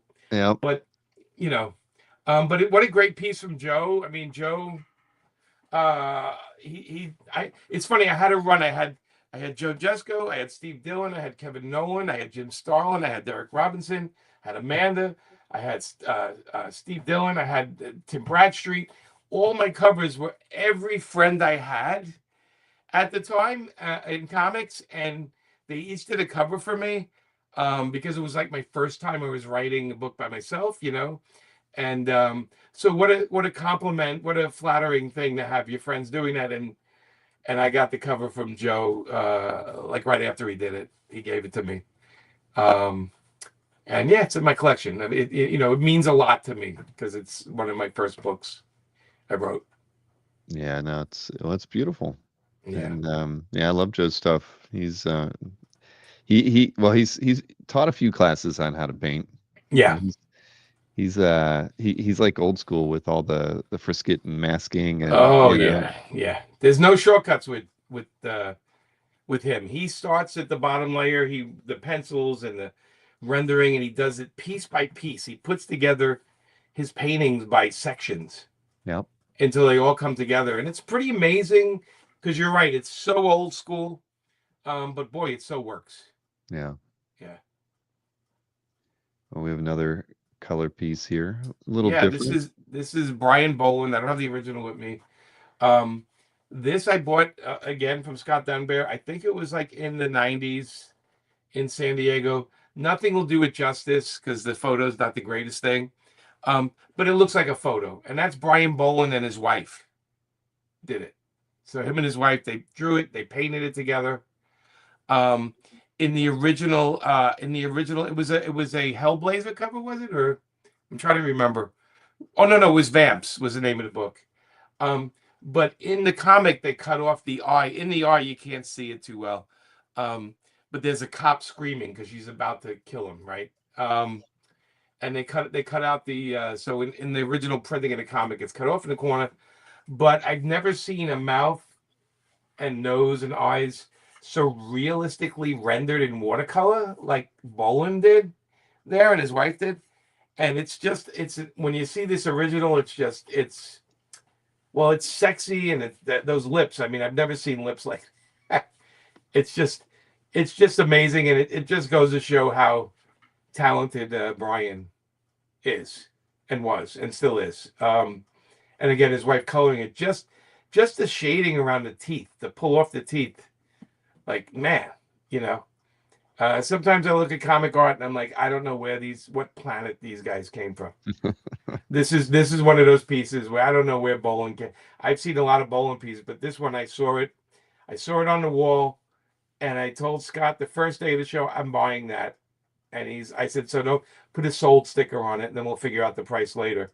I remember it was the Wednesday of the con, and I just said, put a sold, and he had the sold sticker, and he said, 1,000 people asked him how much it was, or is it really sold or not?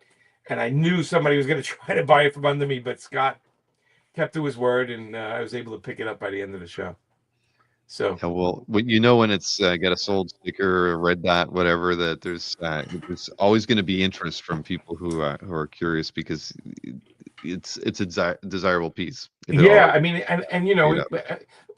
granted, he had all the other bowling pieces with Batman and Joker on it and Hmm. everything, but that one I was like, I've never seen anything like this. Like, there's Jokers up the wazoo, there's Batman's up the wazoo, the Wonder Woman covers and everything, but I've never seen anything like that. Like that, Hmm. I kept staring at it, and I was like, I'm taking it. And I said, we'll figure out the price later. Just put sold sticker on it. I remember because he said the sticker came off at one point, and that was a mistake because somebody kept going, I'll take that, and he's like, no, it's sold.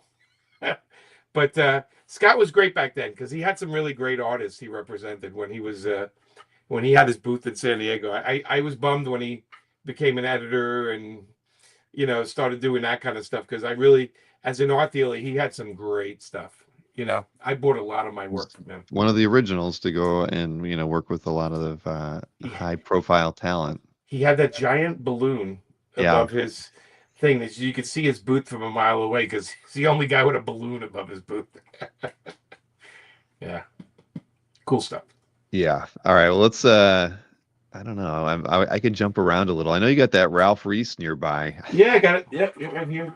It's late enough now. I mean, she's bottomless in that one, Oh yeah, but but it's it's outer tasteful. space. Yeah. Look at that. It's outer space. It's a Wallywood homage. It's a lot of tentacles and So Ralph was, I guess he wasn't working that much, and he was offering commissions on Facebook, and I no. took him, I took him up on it. But what did you ask for when I you? said, here's what I said: an EC Wallywood type sexy girl thing with aliens.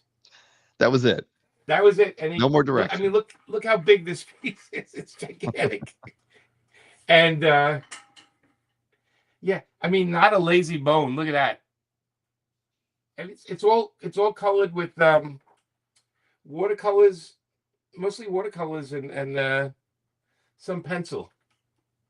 Um, You can see a little bit of the pencil line. You can see a little bit of the colors on it. I mean, the creature, the alien looks like a sex toy. Let's be honest.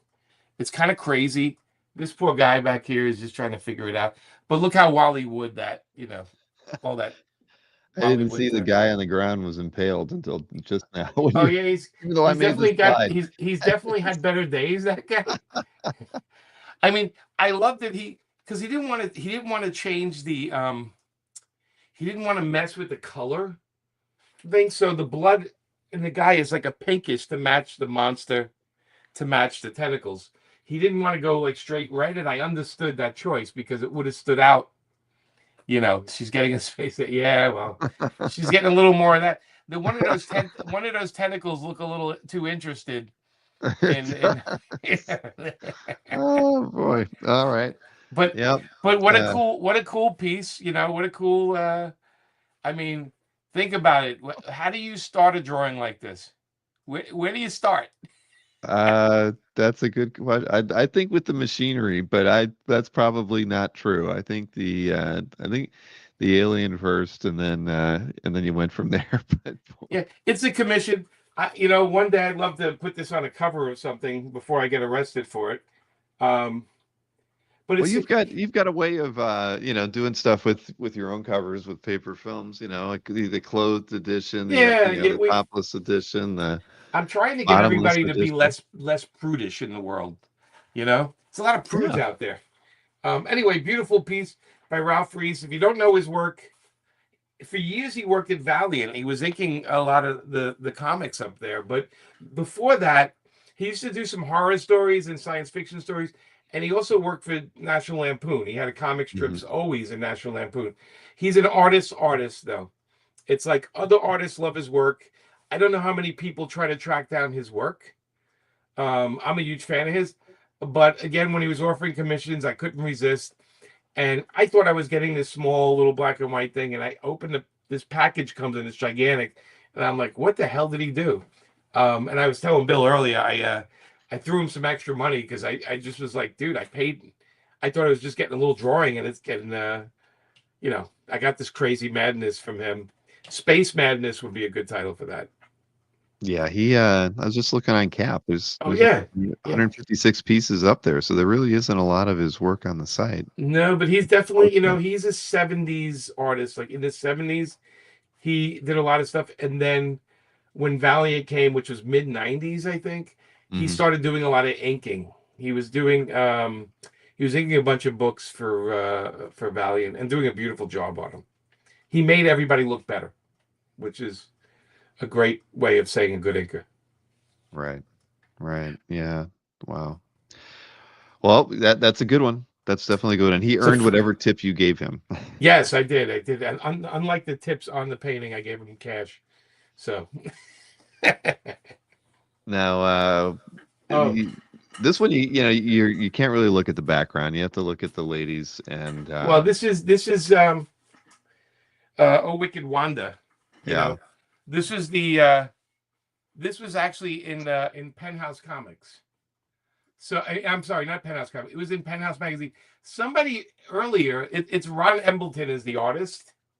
Um, and where Playboy had little Annie Fanny, Penthouse had Oh Wicked Wanda. So I found this many years ago at some booth, I think in a Phil Suling show in a basement of a hotel. And that's the piece right there. And I don't know if it's a double page splash. I don't know what it is, but I've never seen his art for sale, so I bought it. And I think it cost me like $100 when I bought it. But it's beautifully rendered.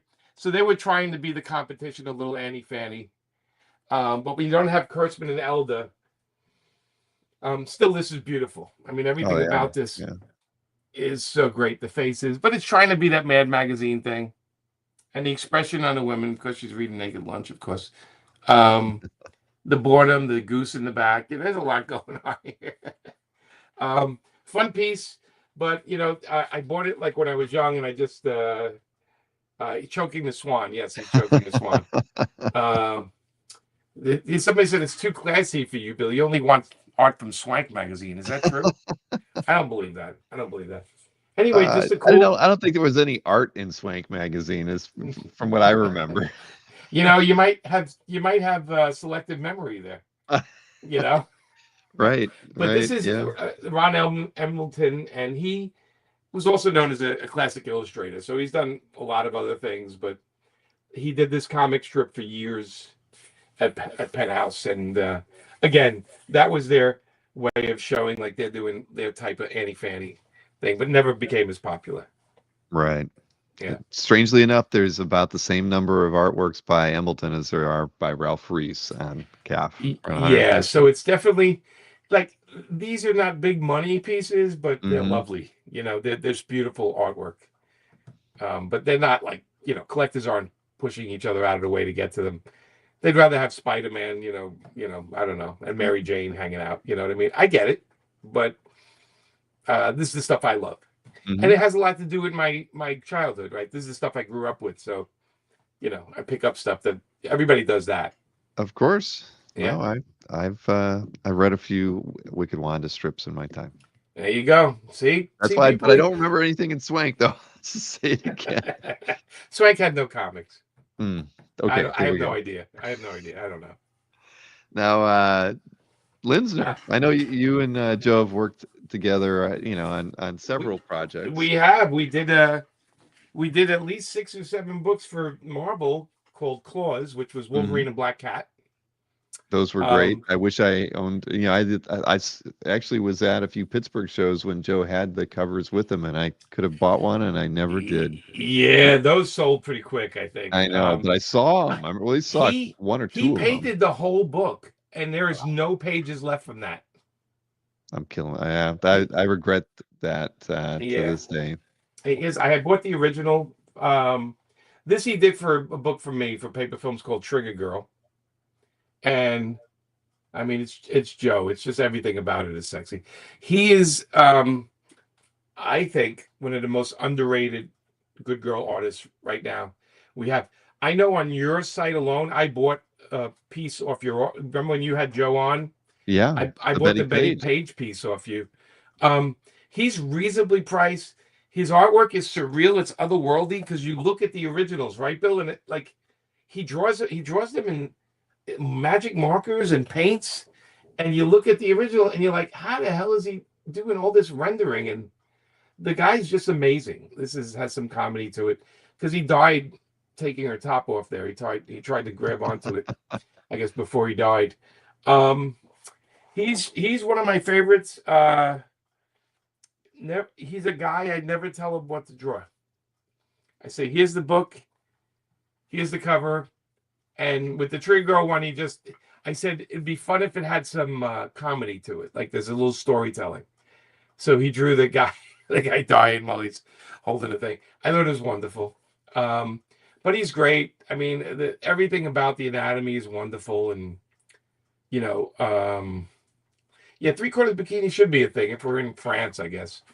But what a great guy too. I mean, just a real sweetheart of a guy. Um, it was so great to have him at OAX. I bought a piece off him at the show. But I saw he sold a lot of pieces at that show at OAX. Yeah, He he did. I actually had a few people asking me after the show if I took any photos of what he had with him because people want, he just doesn't bring that much art typically to the shows that he goes to. When he's no. there, he's really just drawing there. He So, used to go. He used to go to San Diego with a portfolio full of stuff, mhm. and by the second day, they'd all be gone. I come by and I said, "What you didn't sell yet?" And he goes, "Well, Jimmy, let me tell you what I haven't sold." And he would just.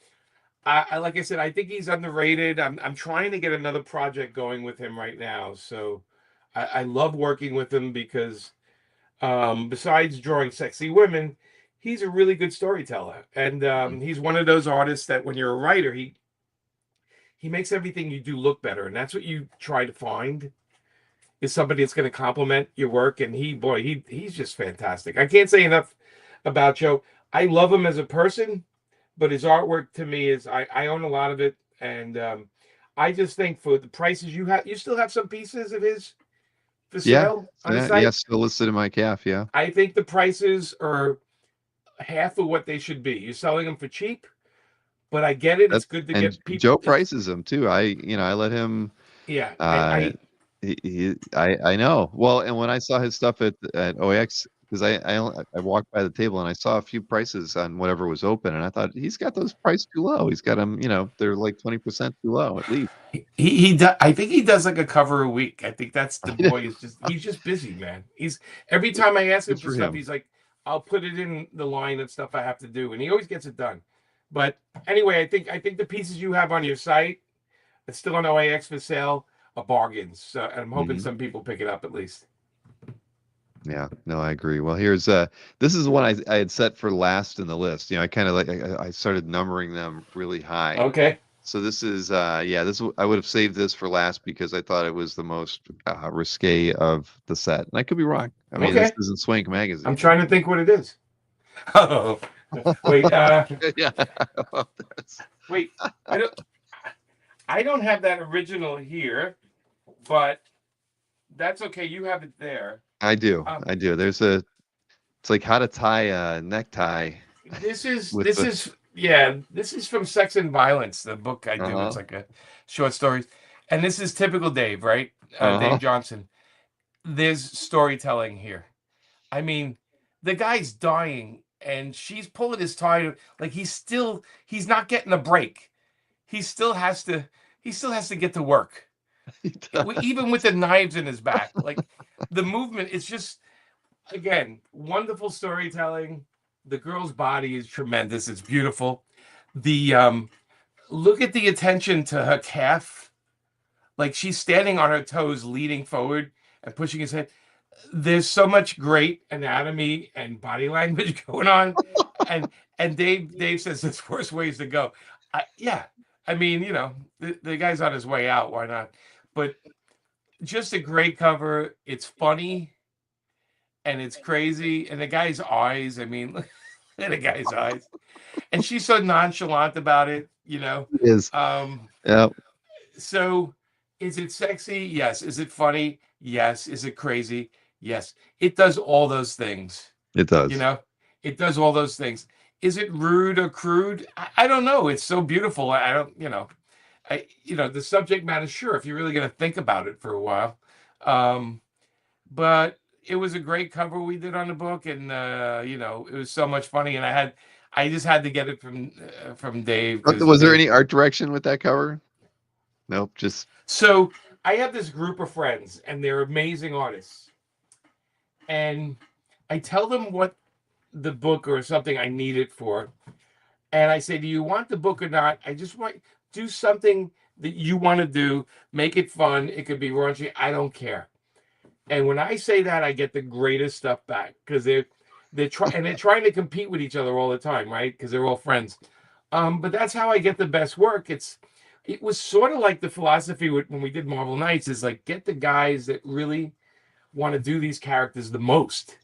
Like get the guys that are really want. Kevin Smith was dying to mhm. write Daredevil, and Yeah. and Jay Lee wanted to do the Inhumans, and Chris Priest and Tex wanted to do Black Panther, and it showed in the books.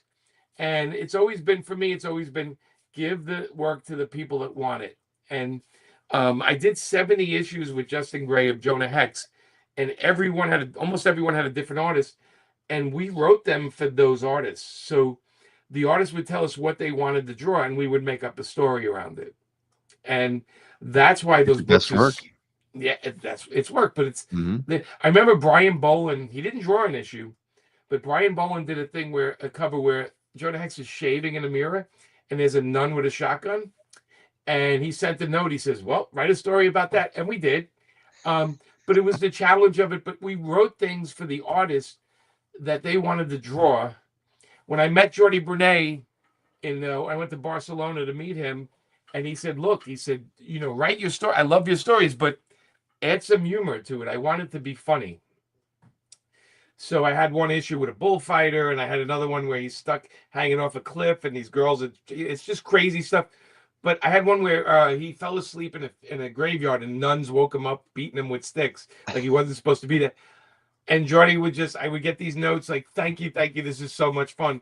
He just wanted to draw something humorous with Jonah, he says he said to me, so like solemn.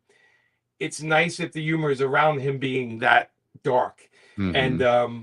so when you do that, you kind of get better work from the artist because you're giving them stuff that they want, and they know you're writing it for them, so they want to step up and do better work. And that's always been my philosophy with this stuff. Well, I've always loved Jordy's work, and Oh yeah, yeah. yeah, Me yeah. And too. as I said, they love the entire Hex run. Well, thank you. I appreciate that. They're collecting the All Star Westerns into an omnibus in October. So, and my thing to everybody, to anybody who buys that omnibus, if I'm at a convention, you can bring it to me and I will do a free sketch in it. That is my offer to everybody that buys it. I will put a sketch in your book, no matter what con I'm at. You come up with that book, I will put a sketch in it. I assume it's a pretty large book, so So over, I think it's 1,000 something pages or something. Yeah. they got to be So local to bring that. See, no one's you'd gonna be fly to that show. you'd be surprised. It was I've had people bring the 3 Harley omnibuses, and they weigh like 40 pounds, and they bring them. So man and I will always do a doodle in it or something. We just feel they carried it. So, Calf Spice, 20 Down movie. When somebody's interested in it as a property, one day, it's still with Warner Brothers because this is one of the 21 Down was one of the properties I didn't get back. They hold on to that property and they had some interest in them to make it. So one day, hopefully, it gets made. well, Rom's gonna bring the omnibus with him to OA. Yeah, and I will draw. I will do a beautiful Jonah Hex, or at least the best I can. Jonah Hex drawing in it for him. Be my pleasure. All right, well, let's see. I got a couple more slides here, and before we call it Okay, a night, let's see. This is Gene Colan, Klaus Howard Duck. Janson. Yeah. This is this was a pencil drawing I had by Gene, and I loved. And Klaus inked a couple of issues of Howard the Duck. Mm-hmm. So I saw Klaus at a show, and I asked him. I said, "Would you consider inking a Gene Colan piece I had?" And he says, "On the original, I hope." And I said, "Yes, on the original." Um, and I sent it to him, and then yeah, like 3 months later, I got it back in the mail from him, and I thought he did a beautiful job. It's Howard and Bev. Um, One of the first things I worked on that I was not credited for in comics was Howard the Duck magazine. I did some inking on that magazine, so this reminded me of it. And Klaus, of course, he's Klaus. Look how beautiful those. Look at the line weight on it. Look at the face, the eyes, and it's so Klaus. It's Gene Colan, but it's so Klaus at the same time. And as an ex-inker somewhat, when I see Klaus's stuff, I mean, I just look at it and it's so beautiful. The line rendering on the elbows and the arms, and it's all confidence. And his whole work is all black. His black and white work I think is his best. There's a wonderful messiness about it that only Klaus can do. I think he's one of those inkers. He's John Romita Jr.'s best inker besides Al Williamson. Mm-hmm. You know, Agree with you there. nobody, those two guys ink JR Jr. like they take it to another world. You know, yeah. So this is a piece I just thought it was a sexy Bev piece, and of course Howard trying to woo her with a handful of flowers and a tip of the hat. It'll probably work because she's into ducks. So Exactly. So Klaus would, yeah, and I'm sure this must come up even for you. I mean, the idea that Klaus would prefer not to do a blue line. He'd rather be inking over the pencils, right? I knew. I know, like myself, I've inked blue lines and it's fine, Mm-hmm. but I really wanted the collaboration and I wanted pure Klaus. And I knew if I told him made a blue line, he'd do it, but it wouldn't be the same. But when I told him he's doing it over the pencils, he was very excited. And, he's one of the greatest guys. He's just a wonderful man. He did it for me. I owe him a steak dinner for it. He wouldn't, of course he wouldn't take any money because he's just that's how he is. Um, but he's one of my favorite inkers. I mean, I have like 3 and he's up there, man. I have pages by him of comics that nobody wants. But he inked them and I bought them because he inked them. I literally bought them for the inking. And he's just one of those guys. I could never do what he did when I was an inker. I was a little more technical and stuff like that. I look at his work and I'm like, there's so much confidence. He has no problem. He told me to use the number 7 brush, which is a very fat brush for an inker Mhm. to use.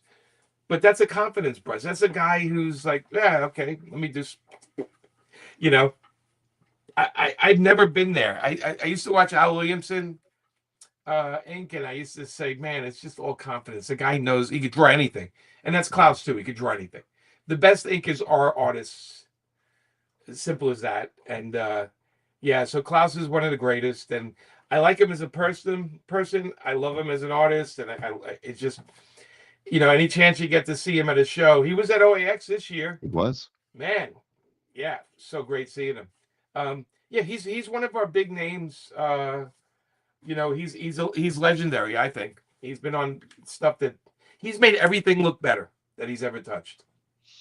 Who can you say that about? Not many people. No, handful. You could say, Senate, definitely. Yeah, Joe is Joe. I mean, Joe over Kirby. There was no better for me. Yeah. There was no better. Those two had it was like music, right? It's like getting the band together. Those two made a different kind of music together. So true. Yeah. All right. How about one? Yeah, we'll do one more. There's other stuff we can. Sure. What do you got? Yeah. What do you have next year? So I got. Okay. All right. I have. We can pick. I have. We could save that for another show. We did a Darwin Cooke already, right? We did, but okay. Yeah. Let's do more. I think I have a scan of another Darwin here. Yeah, but you know what? I have an Arthur Adams. We didn't do an Arthur Adams. Okay. What do you think? Let's do that. Arthur Adams. Okay. He draws in the year 2000, Amanda and I and Mark Wade did a book called Gatecrasher for Black Bull Comics, and I got I think it was issue 6. I've been bugging, and I wanted Arthur Adams to do a cover. It's big. Oh, wow. And that's one of the main characters in the book. Plus, the other characters are hiding in the background here. But look how beautiful. So when they printed the comic, they cut it off because the image was too big. So they cut off like a couple of inches on each side. But this is the original. It's never been seen like this. And let me do a little close up there. Obviously, Arthur, there's not a lazy bone in his body. No, look at that. Gosh, that's amazing. It's just, look at that face. Attitude, sexy, the hair, everything. I mean, he is a guy, if I can afford it, I'd be buying everything he's doing. I'd buy all the originals. I can't afford it. But he's reasonably, he goes to San Diego with like a portfolio full of artwork too. But look at the pumpkins, even the pumpkin. Nice pumpkins on her, huh? Look at that pumpkins. There's so much detail. Look at that. Look at that. Just, man, he's amazing. I'm going to show one more piece too. Yeah, please do. Okay. We're not. Nobody's thinking about leaving. I mean, they're happy to look at this stuff. Because these are the old guys. So this one is by Al Williamson, Roy Krenkel, Frank Frazetta, and I'm gonna give me a second. I gotta think. It's Krenkel. It's hang on a second. I'm gonna cheat a little bit because I wrote it down somewhere, and it's not opening. Oh, there it is. No, I can't cheat. I don't know. Okay, but it's Al Williamson and Frazetta mostly. Okay, this was from an EC comic. I'm gonna put it up here. It's a very famous time travel story, and yeah, the title splash to that, wasn't that on Heritage or something? Yeah, recently? Yeah. So this is the page. So some of the women are drawn by Frazetta. Some of the men are drawn by Al Williamson. They switch off a little bit. They go back and forth. Obviously, that you can see like the different styles in each character. So this page was done by all the guys who were in the studio, and they were passing the pages around, and they were doing it. So there's not a lazy panel on this, by the way. Look, it's just No, actually, beautiful. I have a scan of that one here. Okay, there you go. There we go. Yeah. But it's Frazetta and Al Williamson are the main guys, and Harvey Kurtzman are the main guys. I'm trying to think of who else. Kriegstein. I think he laid out the page. So it's like all the guys that were working for EC at the time, and they did this story. I think they like took a whole. It's a, yeah, you see, look, somebody saying this is the Liz Taylor story that was originally inked by Kriegstein. Al Williamson hated the results, and so I'm going to show you the back of the page now because that's true, because if you look at the art, they not only re-inked it, they redrew panels and pasted them back in. So this is Frazetta and Al Williamson not happy with what it looks, so they cut out some of the panels and they redid the artwork. So it's like a Frankenstein page, but it's by all the Frankensteins you want on your page. You know, all the right Frankensteins. The girls are sexy, the men are sexy, you know, everything about it is like peak form character drawings. You know, the mechanical stuff, yeah, Rich is saying Krenkel might have done them. They're actually rendered a little differently in a couple of panels. So I know it was like an amalgam page, but I again, this was one I bought at a con, and I was like, I'm like looking at it, and I saved up for it. You know, you know, I don't know if it has a price on it. Sometimes my art has a price on it. It's really embarrassing. No, it probably cost me like $1,000 at the time, or 800 when I bought it, you know. Right. This is many years ago, this 80s. But I love the idea that all these guys had their hands on it, because those are all like my heroes of comics. And so it's kind of cool to have someone, you know, when Bill, you know, like you have your collection of art. Actually, everybody watching has this, right? You have a collection of art, and then you have like 5 or 6 pages that you know will be the last ones they pull from your dying hands. This is That's one of yours. This is one of And them. you have a lot of art, so to say that that's one of the Yeah. last 5. I have a lot of art, pieces. but you know, I'm showing you like peak stuff. I have a lot of like middle of the road art, you know, and then I have some stuff I inked. I have like a whole box of stuff I inked, which I don't even look at. You know, and there's a lot of ash art and all that kind of stuff. But this one is like, you know, these guys, none of them are with us anymore. They're all gone. Like, these are the greats of comics on one page, and you know, we're never going to see them again. And I feel like that's, you know, once the world figures out how much we should be celebrating comic art, I think these are going to be the comic gods that we all look up to. Or at least I like to think I live in a world where they're treated like they are the comic book gods of comic art. Wow. And I'm hoping the rest of the world catches. It's not happening as fast. We're getting there. It's not happening as fast as all of us would like. Yeah, I agree with you. I mean, well, we keep losing people too, right? We keep losing creators, and right. I mean, Butch Guys just passed, and when we're talking about great inkers, I mean, I thought Butch did amazing work. Oh, I mean, I inked him on Deathlock. I inked an issue of Deathlock over Butch, and you know, when I moved down here to Clearwater, he was in town. Him and Laura Martin and another artist had a studio right in town. Wow. And yeah, so this before he moved. So that's the first time I met him. I met him up when he was working with Laura Martin right next to him. Yeah, I mean, Butch, you wouldn't think, like, you know, he's the same age as me. I think he's around the same age. Well, I gotta go.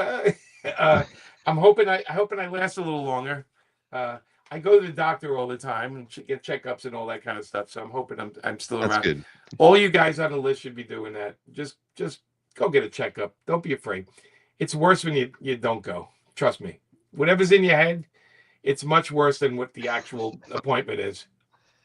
Well, yeah, I don't live by that, but I'm getting to the point where I should probably follow those. Well, the good thing, Bill, is, you know, when you went to the doctor 10 years ago, it was a lot more involved. But technology is caught up. So they literally take a blood test and they check 18,000 things on your blood test. Where they used to do a lot of this stuff, now they just go, boop, they take a little blood and they go, okay, we'll see you in 2 weeks. And then they come back in a list and they say, yeah, you might want to get heavier on the vitamin E, and you might want to do that, and that'll balance it out. It's like amazing what they do now. It's not the same. It's not the same. I'll do blood work. You'll do blood work? Yeah, I should. I'll go out and I haven't had anything done in a long time. Yeah, you can go into we're both in Florida, so you can go into one of these walk-in clinics and just say, hey, I want to check up and do some blood work.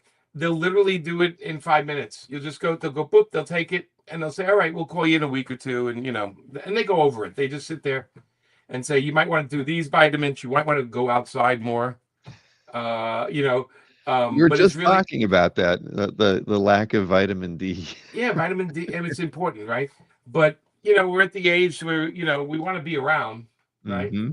So if you catch shit early, it's enjoy amazing. It's amazing what little it takes when you catch things early. But anyway, that's some erotic art. I hope you guys yeah. like. This is round one of the sexy art one conversation. We've just scratched the surface of the Palmiotti collection with regards to a good and bad girl and sexy girl artwork. Yeah, fun. It's all fun though. I think the theme is kind of fun. There's a certain madness to a lot of the artwork that we showed tonight. There's a lot of it's a lot of fun. It's not it's not porno. Remember, there's a big difference between sexy and pornography. None of this is pornography. It's just art. But I think even in your regular comic pages, superhero pages, there once in a while our artists really knock it out of the park. With some of the sexy girls they draw, and if you're a woman, then it's the sexy men they draw. This works both ways. But yeah, man, thank you, Bill. Thank you for letting me do that. Show off some work. Now I have to figure out a way to put it all back. But I pack everything for Hurricane, so I have to unpack everything for Hurricane. But thank you. This was a lot of fun. Hurricane season, but no, Jimmy, this is fun. This is we will definitely do this again, and it's been how many months since OAX? Just over 3. But yeah, we got to have you on the channel a little bit more regular. Definitely. I'm willing to do it. Appreciate that. I'm willing to do it anytime. I could just sit in one of the little squares and comment once in a while. I'm happy doing that too. But like I said, I think I'm really excited about the upcoming OAX show. I was just gonna say I wanted to personally thank you and Amanda for coming back for year 3. We were able to announce you May 1st when we started ticket sales and everything. Man, we will be doing that show until you get sick of us. And like I said, it was really nice to see the difference from year 1 and year 2, how many more people came and how into the comic art they are. And it's just, like all shows, word of mouth is everything, man. It's everything with this show. It was so nice to have all those people came. People came from overseas. People came from California, the West Coast. It was so nice to see a lot of these people. As one guy told me, he's like, I should probably spend my money here and not in San Diego because the prices are cheaper. And I said, because when we're in San Diego, everything's so expensive. Everything has to be charged more. And I always say, OAX, you literally can sit there with the artist and go, hey, how about, would you take this for it? It's okay. I can tell we've been fielding questions. I know Casper's gotten some emails from collectors who are overseas who have already said they're making their first trips to OAX, and that's gratifying. This weekend, we got some really great news from the venue that allows us, that's going to, I can't talk about it yet, but the thing is, it was just great. I did some recon. They told us they were working on stuff, and it's just going to work out really well in our favor for year 3 to do some of the things that we've kind of dreamt of. But you'll be I tell you, one of my favorite things about this show too, and you guys that do cons will understand this. I love that I can leave the show and get in the elevator and go up to my room in the same building. Yep. Yeah. That is such a luxury. Like, I can't tell you, because I drove there, so I just parked right outside and got my room, went up, and then when the show was gone, I just go down the elevator, and I was like, I'm there. And you don't know how much of a pleasure that is, Mm-hmm. Dave, Dave bought a ton of pages off me. he was going through those boxes. Dave, you were going through those boxes and pulling them left and right, and Well, Dave has a goal when he goes to the show, is he wants to leave with the most art. I think I don't know what his count was in year 2, but I think it was like 90. So He yeah, he well, prearranges stuff and I gets always stuff bring a there. box where I try to price things pretty cheap, and once in a while, I was laughing because we accidentally put Bernie Wrightson pages in there from Punisher, and nobody bought them. Like nobody saw them. I guess they didn't go through it enough. We had Oh like a shoot! buck. Well, I wish I would have known. Yeah, because we had it like for $70. I was laughing. I was like, "Whoops!" But Glad you caught it. he picked up a lot of good stuff. And Cosmo, thank you, buddy. Hey, man. Yeah, We want the show to grow. We want you guys that are out there to we want everything about the business to grow, about the appreciation of art. It's tough in these times where people are just thinking about money and just thinking about worries and everything. And there's some wonderful thing about just Amanda looks at me sometimes because I'm just sitting there looking at art for like an hour, looking at it, and she's like, she knows I went to another place, you know.